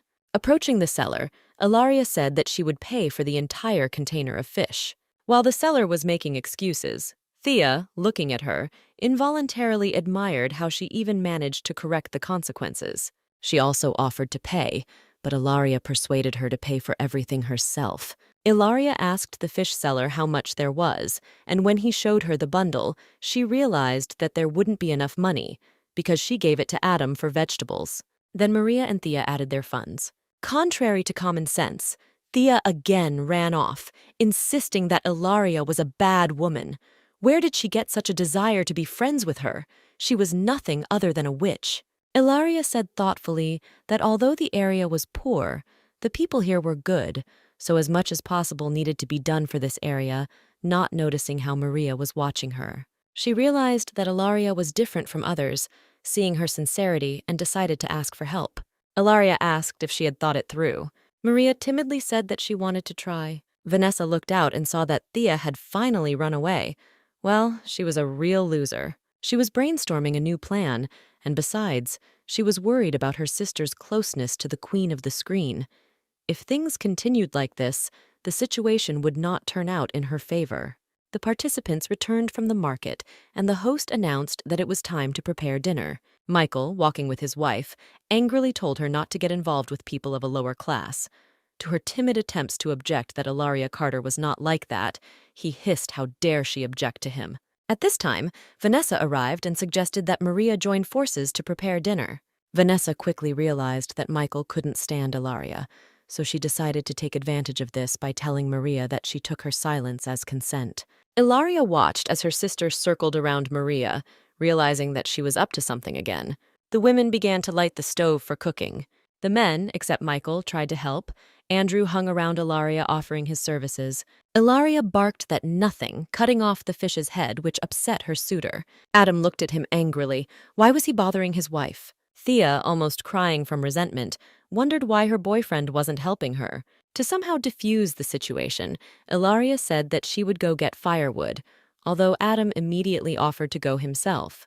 But considering herself an expert in assessing quality firewood, Ilaria took the initiative. Seeing that her sister had gone alone, Vanessa decided it was time to teach her a lesson. Approaching Michael, she said that she would help him because he also hates Ilaria. He asked again in surprise.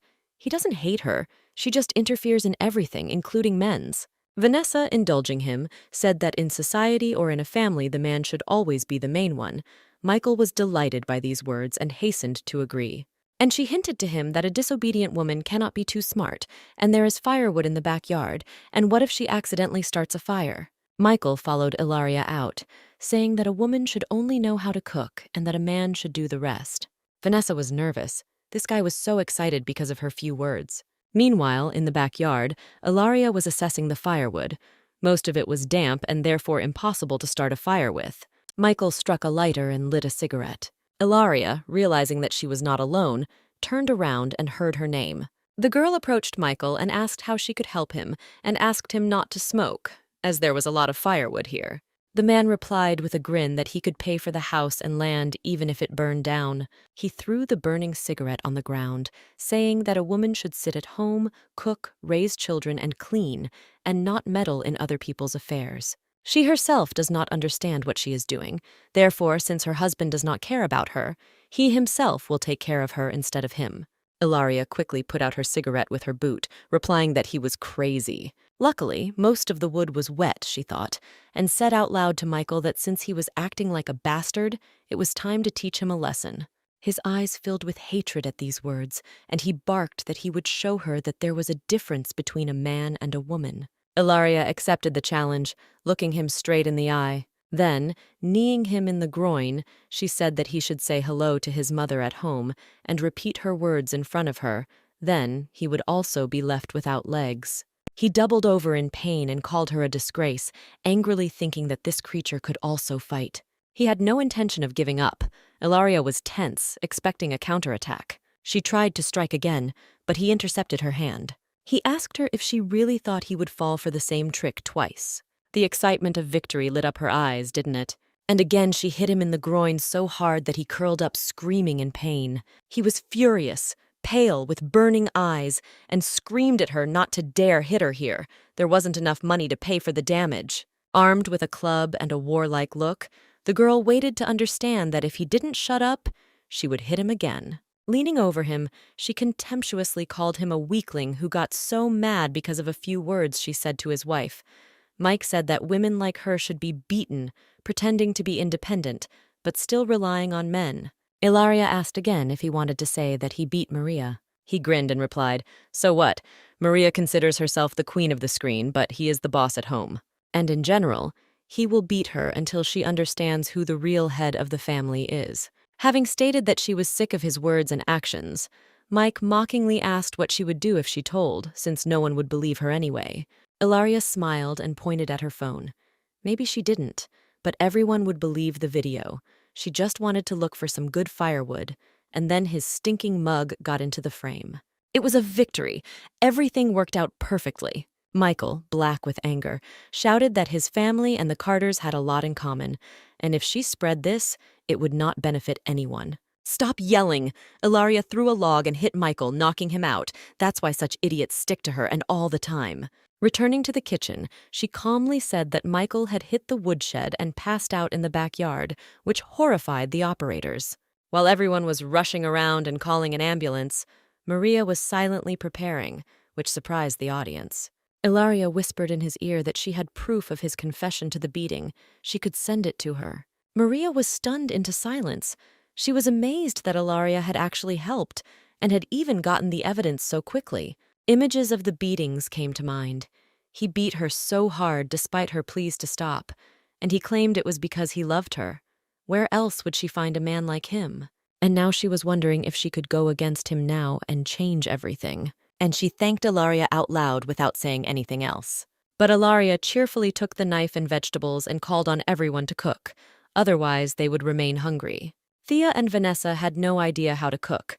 The former was struggling with a chicken carcass that just wouldn't fit in the pan, and Vanessa was pouring everything in there, not understanding the purpose of these spices.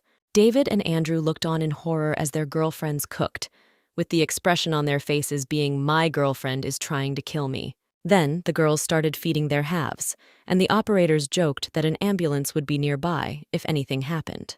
The host announced that the first part of the show was over, and it was time to move on to the next one. Michael, angry, with a bandaged head, muttered hungry, what he ended up getting on this show. The presenter showed a bottle of wine. It is special, made in the Western region. The ladies liked this idea, especially after the kitchen chores. Vanessa and David were tense. Why was the wine from the Western region? They agreed with the director that it would be different. But looking at Ilaria, we realized that it couldn't have happened without her. Ilaria happily poured herself a glass, screaming with the desire to try it. Adam asked her not to get carried away too much, since she had a poor tolerance for alcohol. Andrew, seeing that Ilaria liked the wine, also wanted to try it. Thea also appreciated the sweet taste. David and Vanessa got bored at the table and reminded the host about the game part. The host took out the cards and announced the condition. He had cards from 1 to 7. There was one trump card. Whoever took out the trump card could take the phone number of one of the participants and call the number from the address book. If the caller keeps the other person busy for 5 minutes of conversation, a large sum will be donated to the Western region. Vanessa made a sarcastic remark towards Ilaria and Adam. They look calm. They are not afraid to call the wrong people. Ilaria answered her sister that her goal was to help the Western region, but Vanessa should be worried.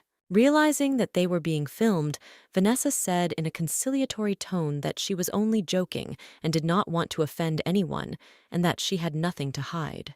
Ilaria also responded in a conciliatory tone that she was joking and did not want to offend her sister. Fans of Vanessa and Ilaria began to praise their favorites. Some were impressed by Ilaria's excellent acting, while others admired Vanessa's cuteness. Michael pulled out the trump card, saying that he hadn't expected to be so lucky in the very first game. He chose a 7. Whoever has this card will give his phone number.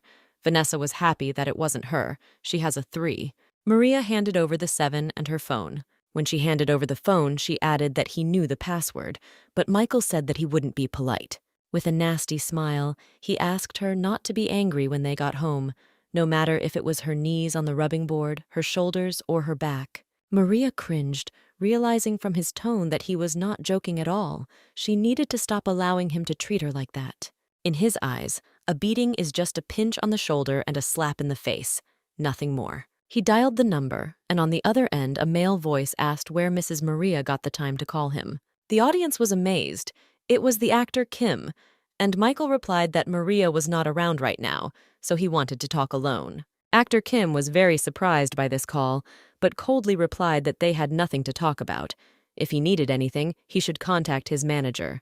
Ilaria remembered that in her past life there was a person like the actor Kim, but she knows little about the entertainment industry, so she doesn't know him.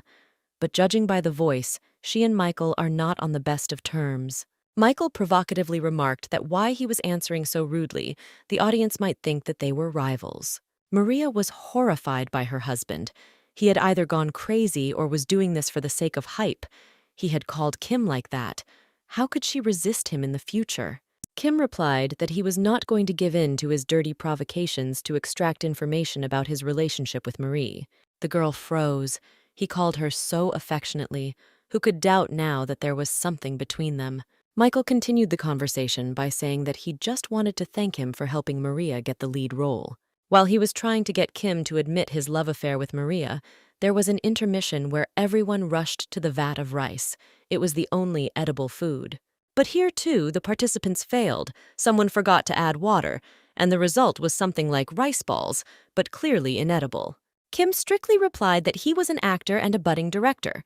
He could only leave a recommendation for the role, but Maria got it thanks to her abilities. Michael maniacally continued to repeat that it was not only his wife's talent that played a role here, but also Kim's care as a director.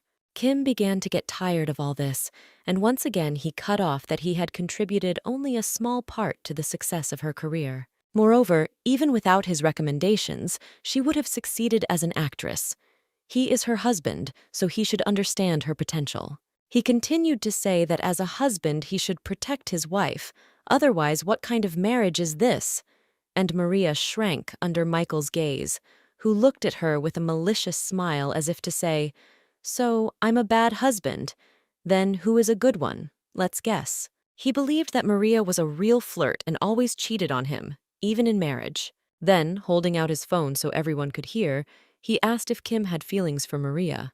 Ilaria was pretty tired and told Michael to stop looking for something that doesn't exist. He replied that it had nothing to do with her. He was just following the rules of the game. Then he got carried away and declared that a woman like her could know. Maria tried unsuccessfully to stop him, and Adam jumped up, barking that he would not allow such things to be said about his wife. But our heroine stopped her husband, stating that it was useless to talk to stupidity. It was better to beat him up. And she kicked the chair on which Michael was sitting, and he flew to the floor from the blow. Then she turned to him, asking what else he would say. What other incredible fact was he deliberately talking all this nonsense? The amazed Michael shouted at Maria that she was standing there like a statue and that he should help her up. Ilaria gave his spine a good kick, saying that it was impolite to speak like that. The man screamed in pain, but Ilaria wasn't going to let him go that easily. Maria fearfully told Ilaria that he had learned his lesson, but for some reason she doubted it. Just to confirm her words, he told his wife that he had warned her not to get involved with such people and received another kick. He wheezed for Maria to tell her to remove her leg and reminded her of their agreement. Maria was very frightened by these words and asked Ilaria to let him go. She literally begged the girl to move away from Mirazikal. Viewers poured in comments that she was clearly scared. There was some kind of secret hidden here.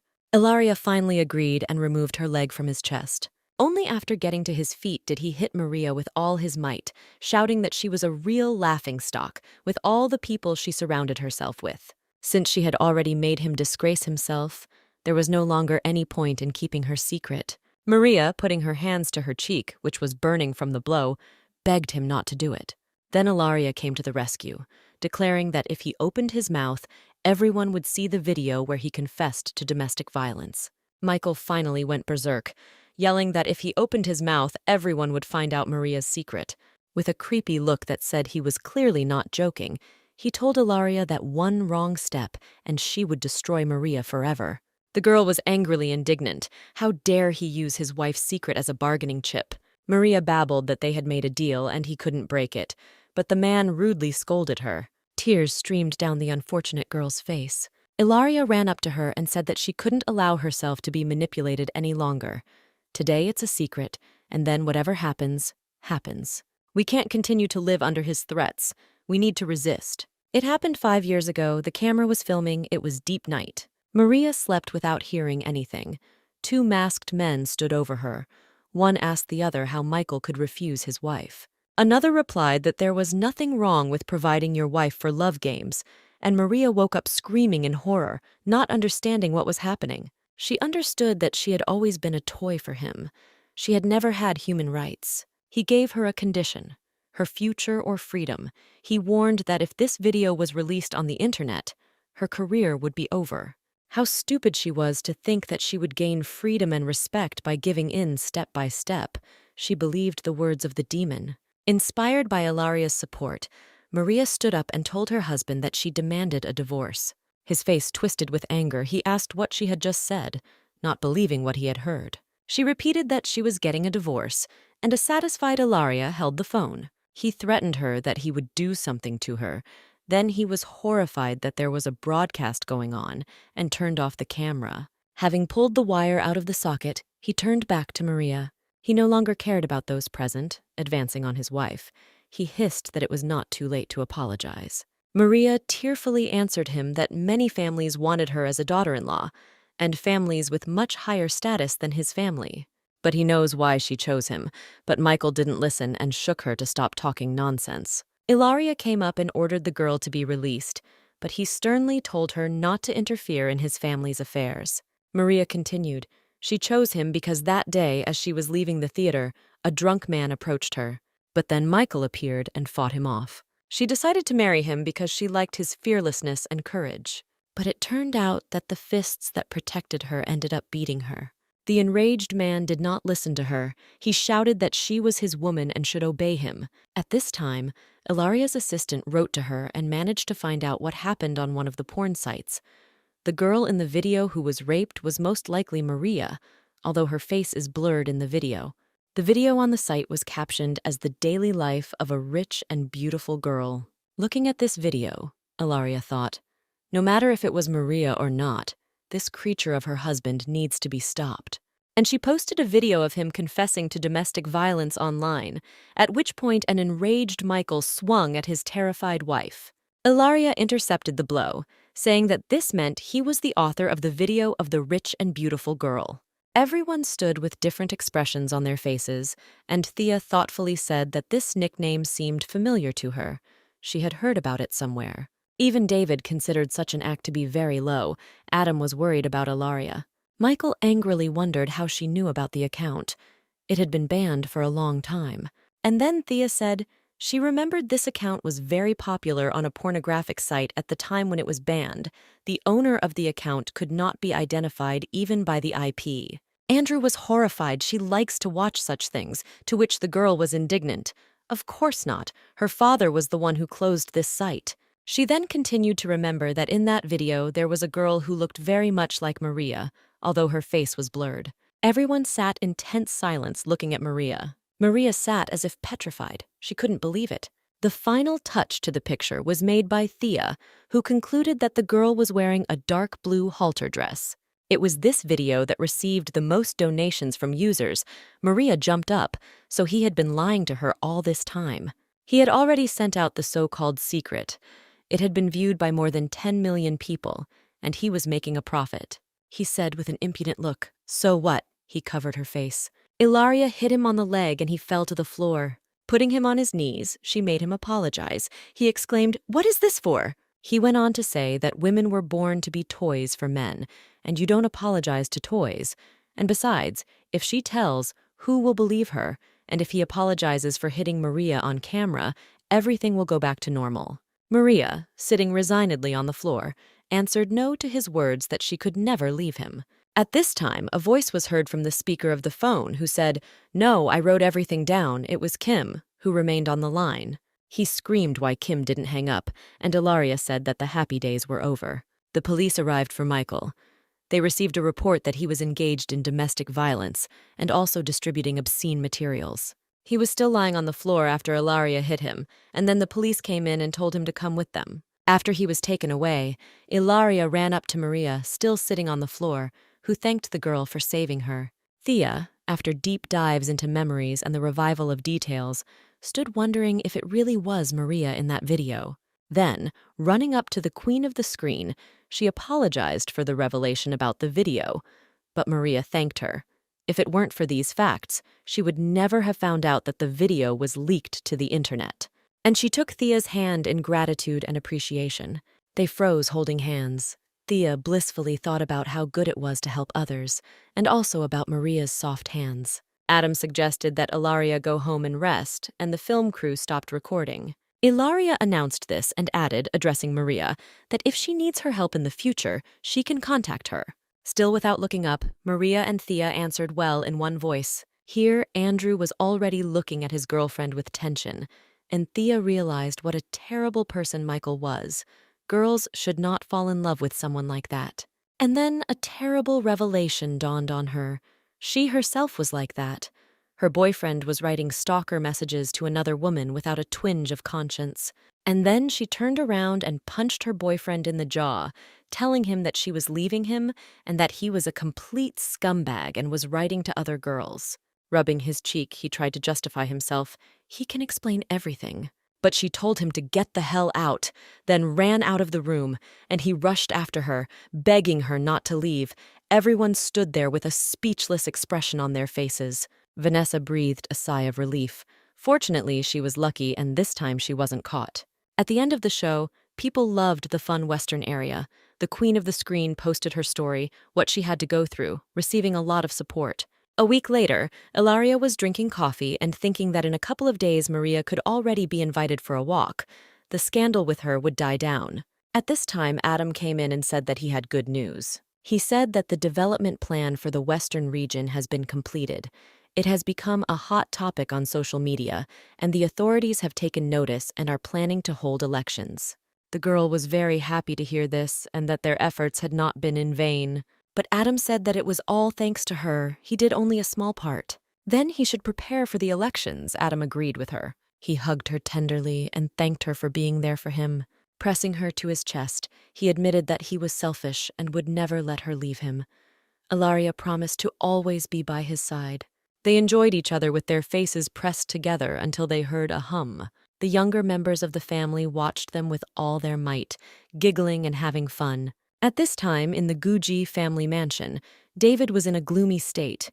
People are voting for the Western region, and what to do now? But Vanessa calmed him down and promised to come up with something. Throwing a menacing glance at her, he asked what exactly. Without taking her eyes off him, she smiled predatorily and said, "Well, well." This angered David, who stood up and told her to think faster or he would leave. She grabbed him with her hands and offered to donate the money to the poor from the Eastern region. But the man reminded that there are no poor people in the Eastern region. But Vanessa explained the plan. They will pretend that there are.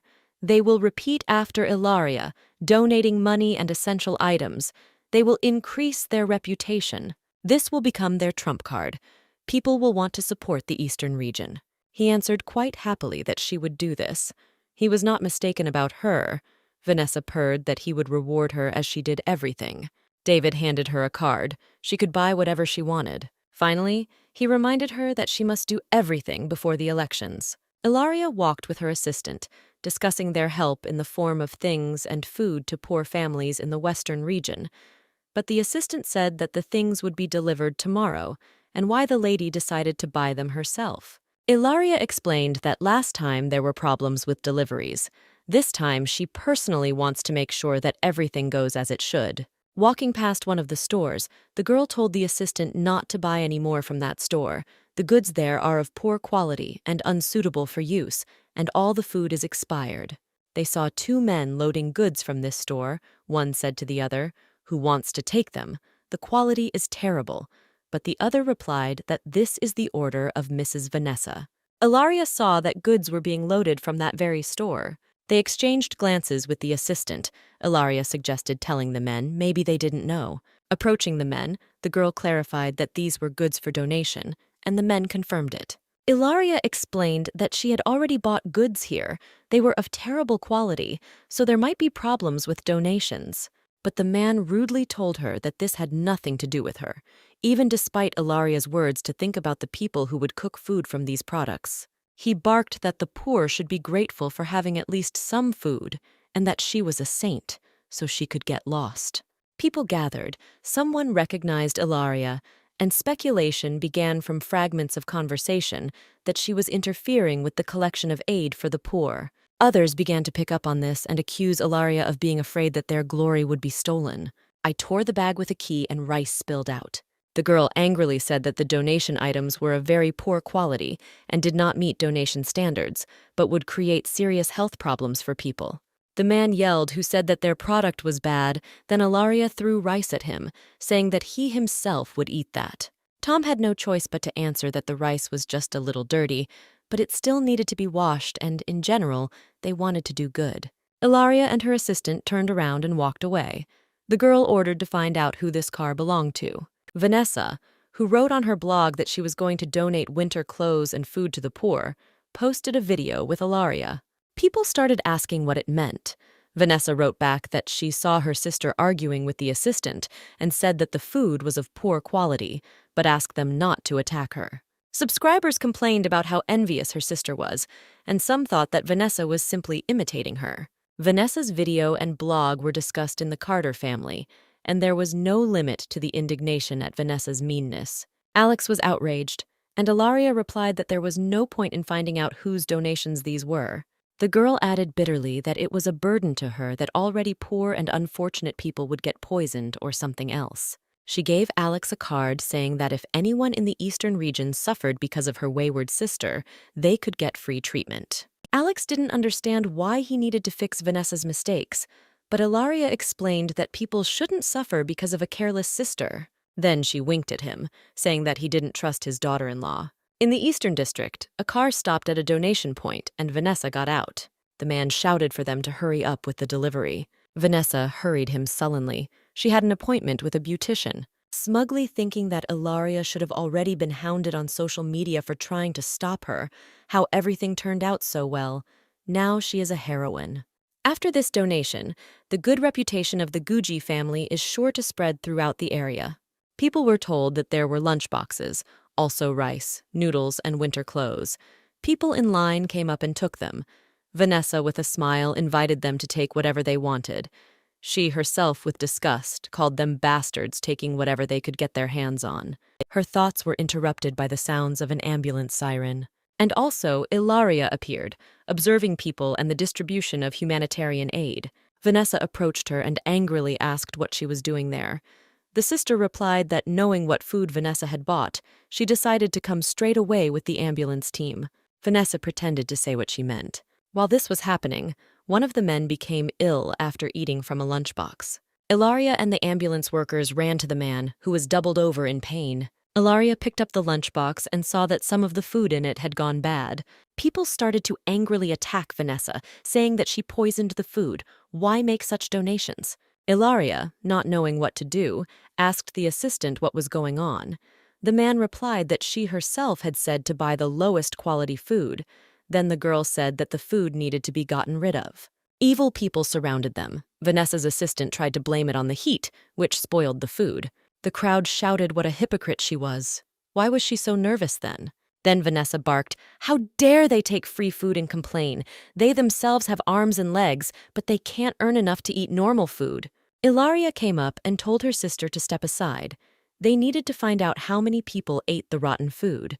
It didn't matter if it was spoiled to begin with, or if it got spoiled by the heat. They would find out when they sent it for examination.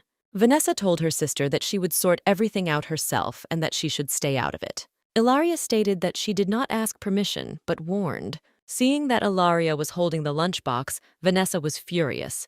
If she got the food, everything would be lost. Something had to be done. She went to the assistant and told him to get into the car and disperse the entire crowd and crush the lunchboxes. He was horrified by such a plan, but Vanessa warned him that if he didn't do it, she would order David to fire him.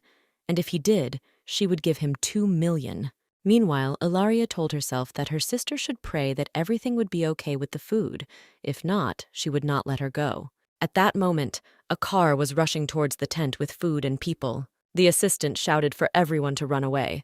The car's brakes failed, and he cursed Vanessa, who had completely lost her mind.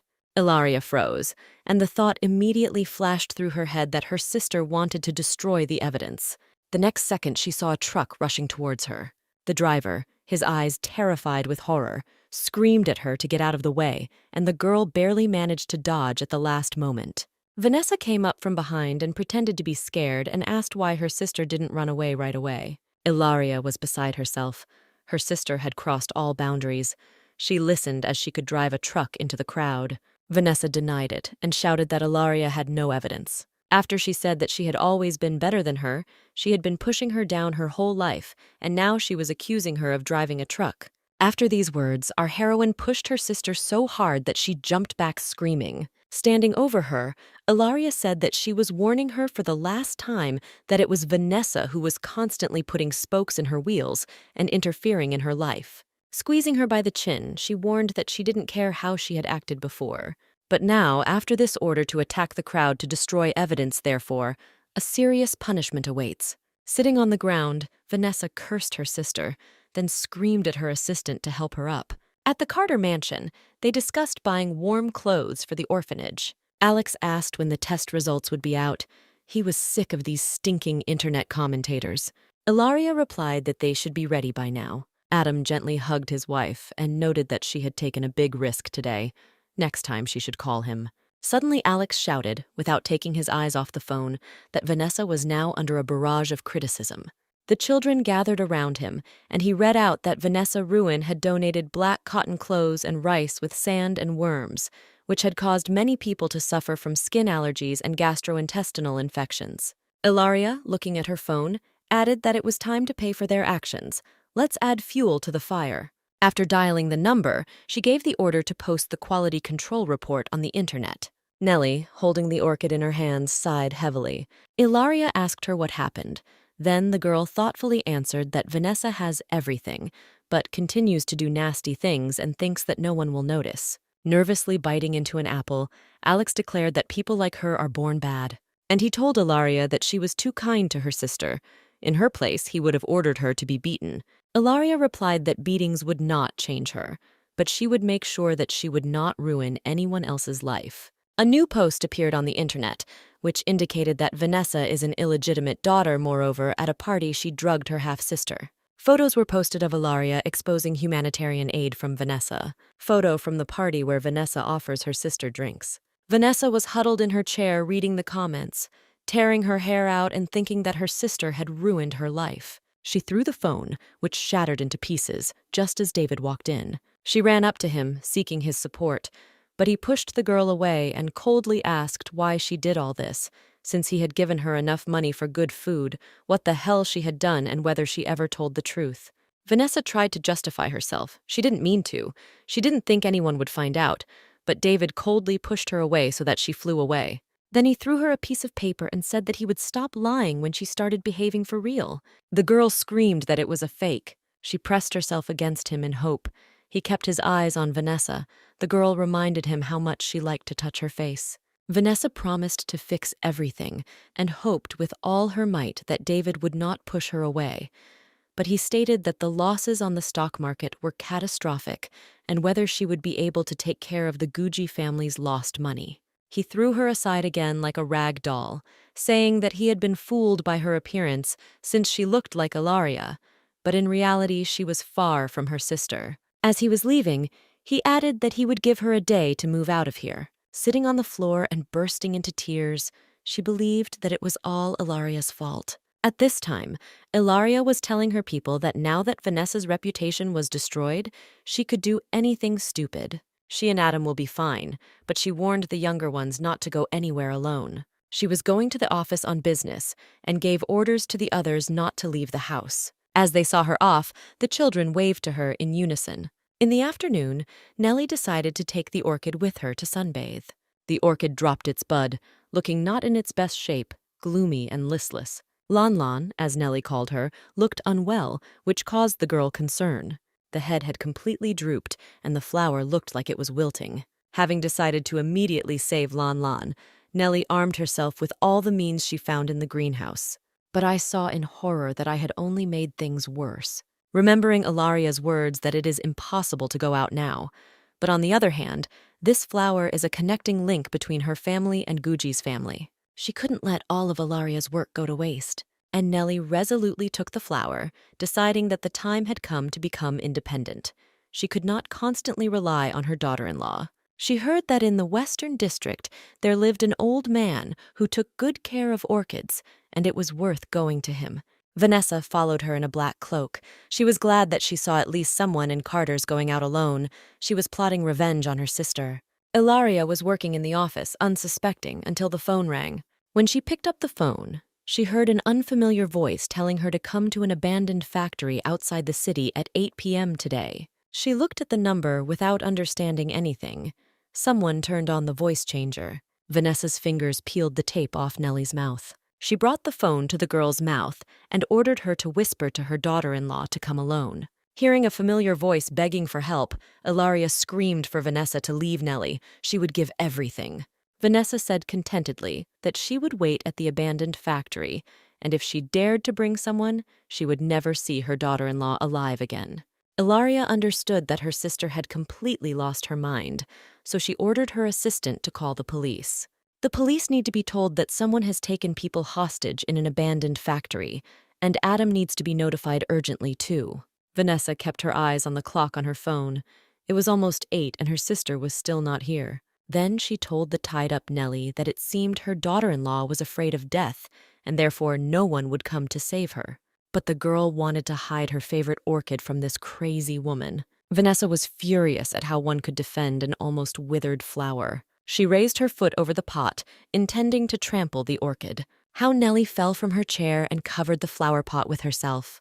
They had a special connection, so the girl felt like the orchid was telling her, "Baby, leave me." The girl put herself in Ilaria's place, who would have dealt with this crazy woman long ago. She needed to act, and she saw a fragment lying on the ground. She thought about the piece of iron that could hurt Vanessa as she grabbed her by the throat. The girl, with her hands tied, tried with all her might to reach the piece of iron, after which she turned sharply towards Vanessa and slashed her across the face with a piece of shrapnel. At that moment, there was a crash, and Ilaria drove in on a motorcycle, knocking down the door. Vanessa, with a split cheek, hissed, "And here comes her little sister." Lying on the floor, Nellie looked at her daughter-in-law with admiration. She was so cool. Looking at Vanessa, Ilaria asked in an icy voice who gave her the right to kidnap her loved ones. Then Ilaria's gaze fell on the orchid, which had endured a lot before ending up here with Nellie. 2 men with bats approached Vanessa, who was holding Nellie by the hair, and they were grinning. Vanessa, grimacing in laughter, said that it would depend on her sister whether she could save her relative. Nellie looked at Ilaria pitifully and tried to say something, but an incomprehensible moan came out from behind her taped mouth. Our heroine screamed for Vanessa to take her dirty hands off her relative's hair. A big guy ran at her with a bat, and the girl prepared to repel the attack. Ilaria hit him in the shoulder with the tip of the shard, and he howled in pain, after which he fell to the floor on his back with a scream. Putting her foot on it, the girl repeated to her sister to move away from her relative, after which she launched the giant's bat at him. Vanessa furiously replied that she couldn't tell her what to do. She was just lucky that she married Adam Carter, whoever she thought she was. As she spoke, she grabbed Nellie's hair even more painfully. After saying that without the Carter family she would be nothing, Nellie was able to free her mouth and loudly said that her daughter-in-law had achieved everything herself, and that she thought that others who had entered the Carter family had been able to achieve such heights. She remembered what her family was like when Adam had an accident. They didn't want to live because of the problems. They were surrounded by such vile people. She remembered Adam's cousins and his mother, who had been trying to steal their money and company.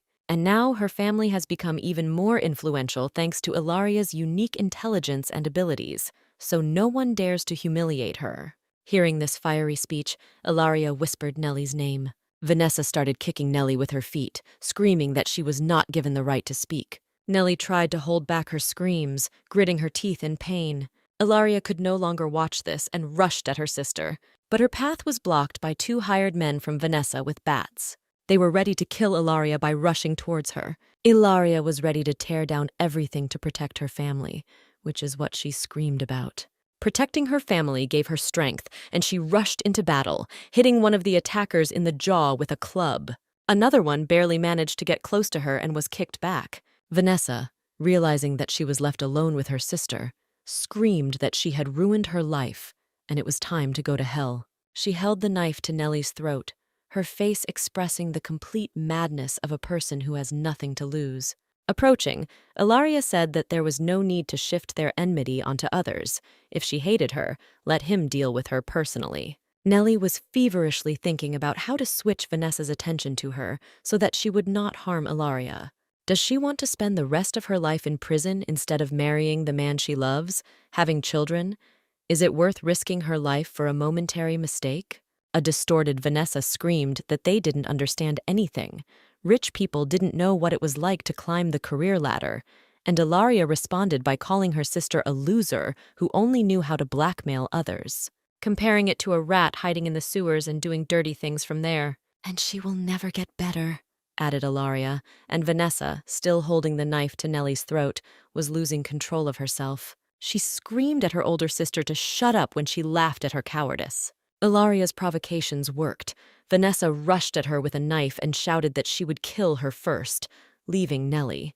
Ilaria threw the bats, choosing the right moment and shouting at Nellie to run. Nellie, frightened, shouted that yes, she would do it. One of the bats flew back at Ilaria, who jumped up to her tied-up relative.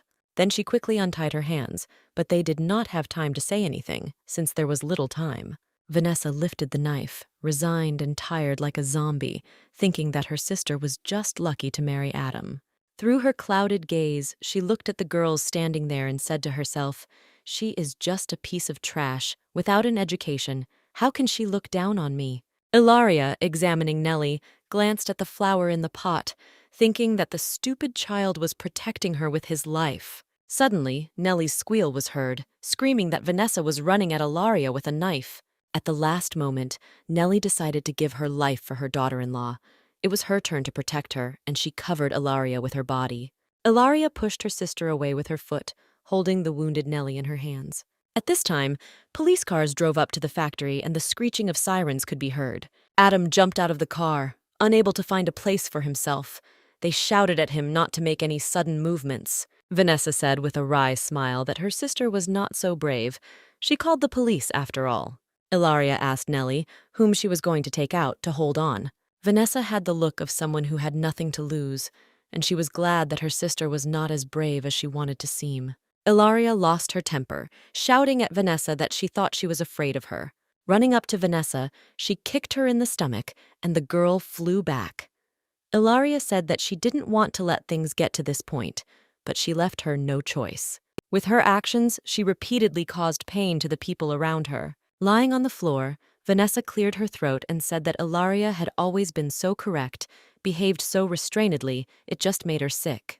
Then, with a crazy smile, she pulled out a lighter and struck it to light it. She added that they were sisters and therefore had to leave together and threw the lighter on the floor. Everything started to smoke.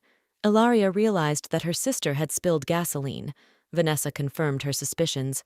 Yes, they would burn together. Outside the factory, Adam and the police saw that a fire had started. One of the policemen summed up that the criminals had spilled gasoline all over the factory grounds, and Adam screamed. The policeman tried to calm him down, saying that they didn't know exactly what had happened, but they had called the fire brigade. And Adam rushed to the building. His sister and wife were there. How could he just stand there and wait? At that moment, the door flew out with a bang, and Ilaria and Nellie flew out on a motorcycle through the fire and smoke. How happy he was to see them. The police ran to the girls. Ilaria screamed that her relative was wounded. She needed medical help. Struggling with all her might, Nellie looked for her Lon with her eyes. Hugging her, Ilaria thanked the girl for protecting the orchid so much. The orchid seemed to be crying too, seeing how Nellie was carefully hugging the pot. As she was being taken away in an ambulance, Ilaria apologized to Adam for not taking care of her. The man hugged her tightly and said that it was his duty as a brother and husband. He held her so tightly in his arms, his voice shaking as he said that he thought he had lost her forever. She was brought out of her stupor by the voice of a policeman asking how things were inside and if there was anyone else. The girl replied that her sister Vanessa and a couple of bandits were there, but these were also human lives. She asked to save them, but did not finish. There was a deafening explosion. Glass fragments rained down. Bricks flew. Adam and Ilaria watched as the building exploded before their eyes. Along with the fire, there remained the one who left without realizing what she had done. They sat in the hospital waiting for news about Nellie's condition. Adam treated Ilaria's fingers, which were damaged by burns. A man approached them and reported on the investigation. The abandoned factory should not have exploded. Cylinders with liquefied hydrocarbon gas were placed in different corners of the factory. This led to the explosion.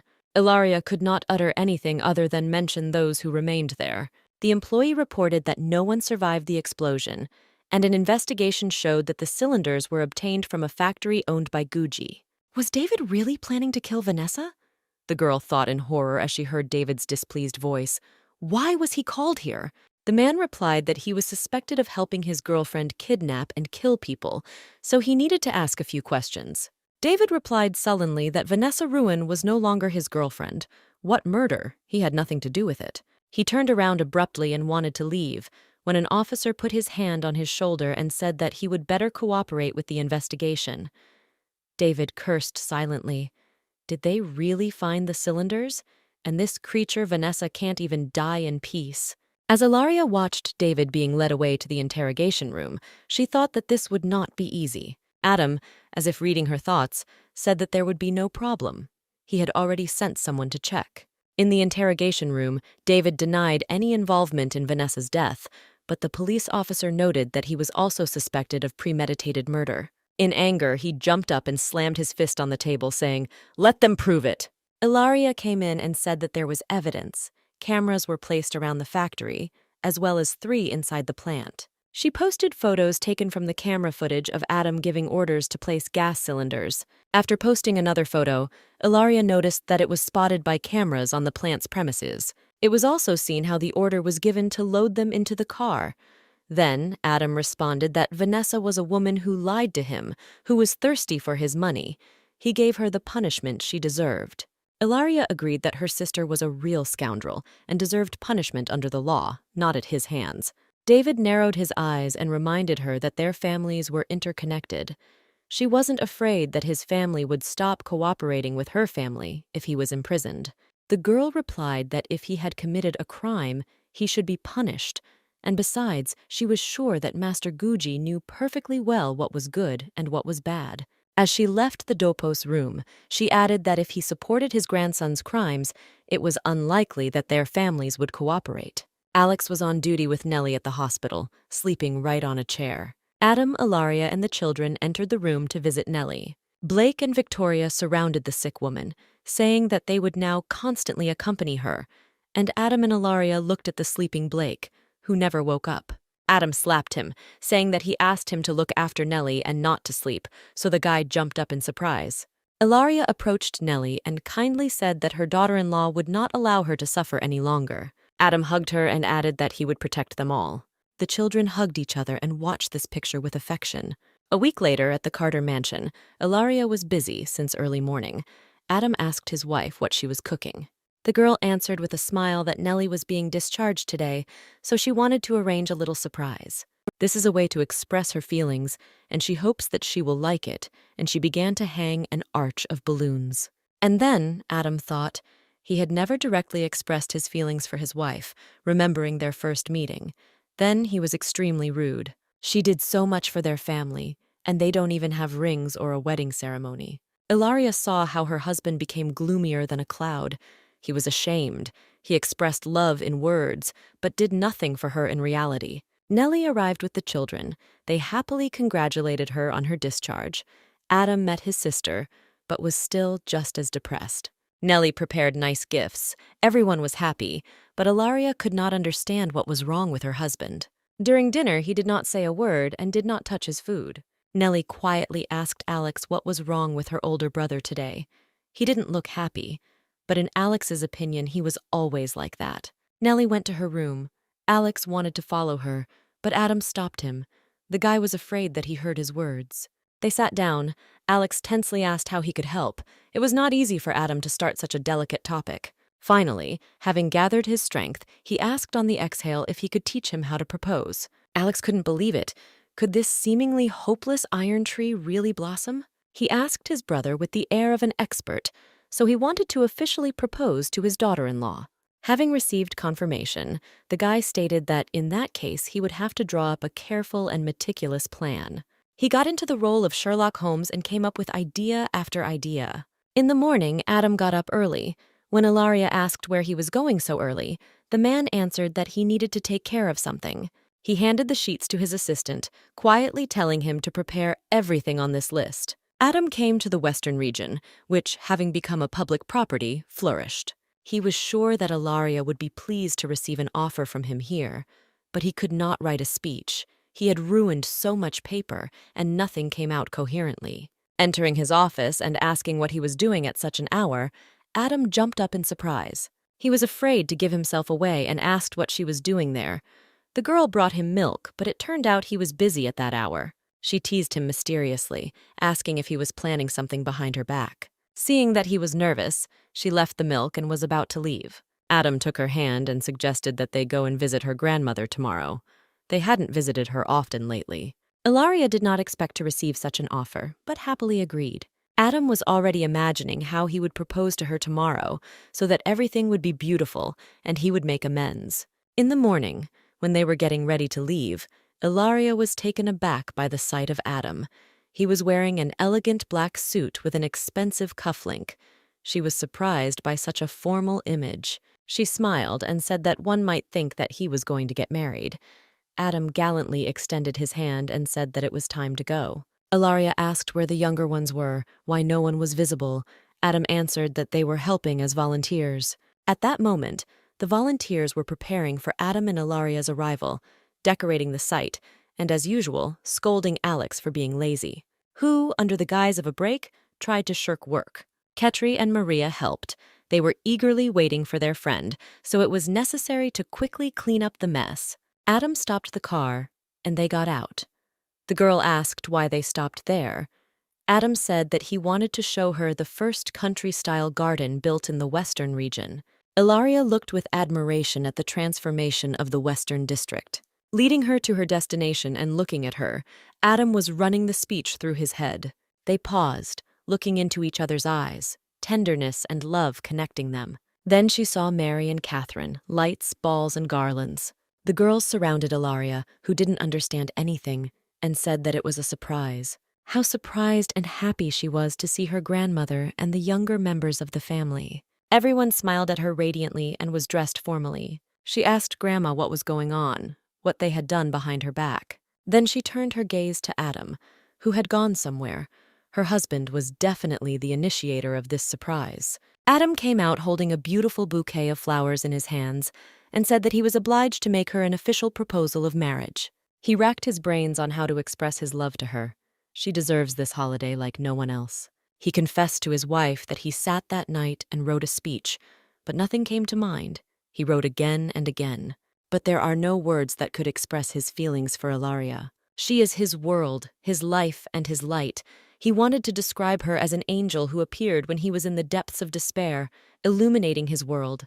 While saying words of gratitude for her coming into his life, tears appeared in the eyes of the rest of the family, especially when Adam traditionally knelt down, opened the box with the ring, and asked her to become his wife. Alex whispered to Nellie that everything should be done according to the official template, only clichés. He put the ring on his finger and of course received Ilaria's consent. It was time for a group photo. The newlyweds stood in the center. But someone else arrived. It was Thea with her boyfriend. They shouted for people to wait for them. Ilaria whispered, and they both asked, and Catherine whispered, "Yes, Thea has a young man." The decorations and lighting were turned on, and the site was aglow with lights. The whole family and friends stood so happily for the wedding photo, rejoicing and accepting true happiness.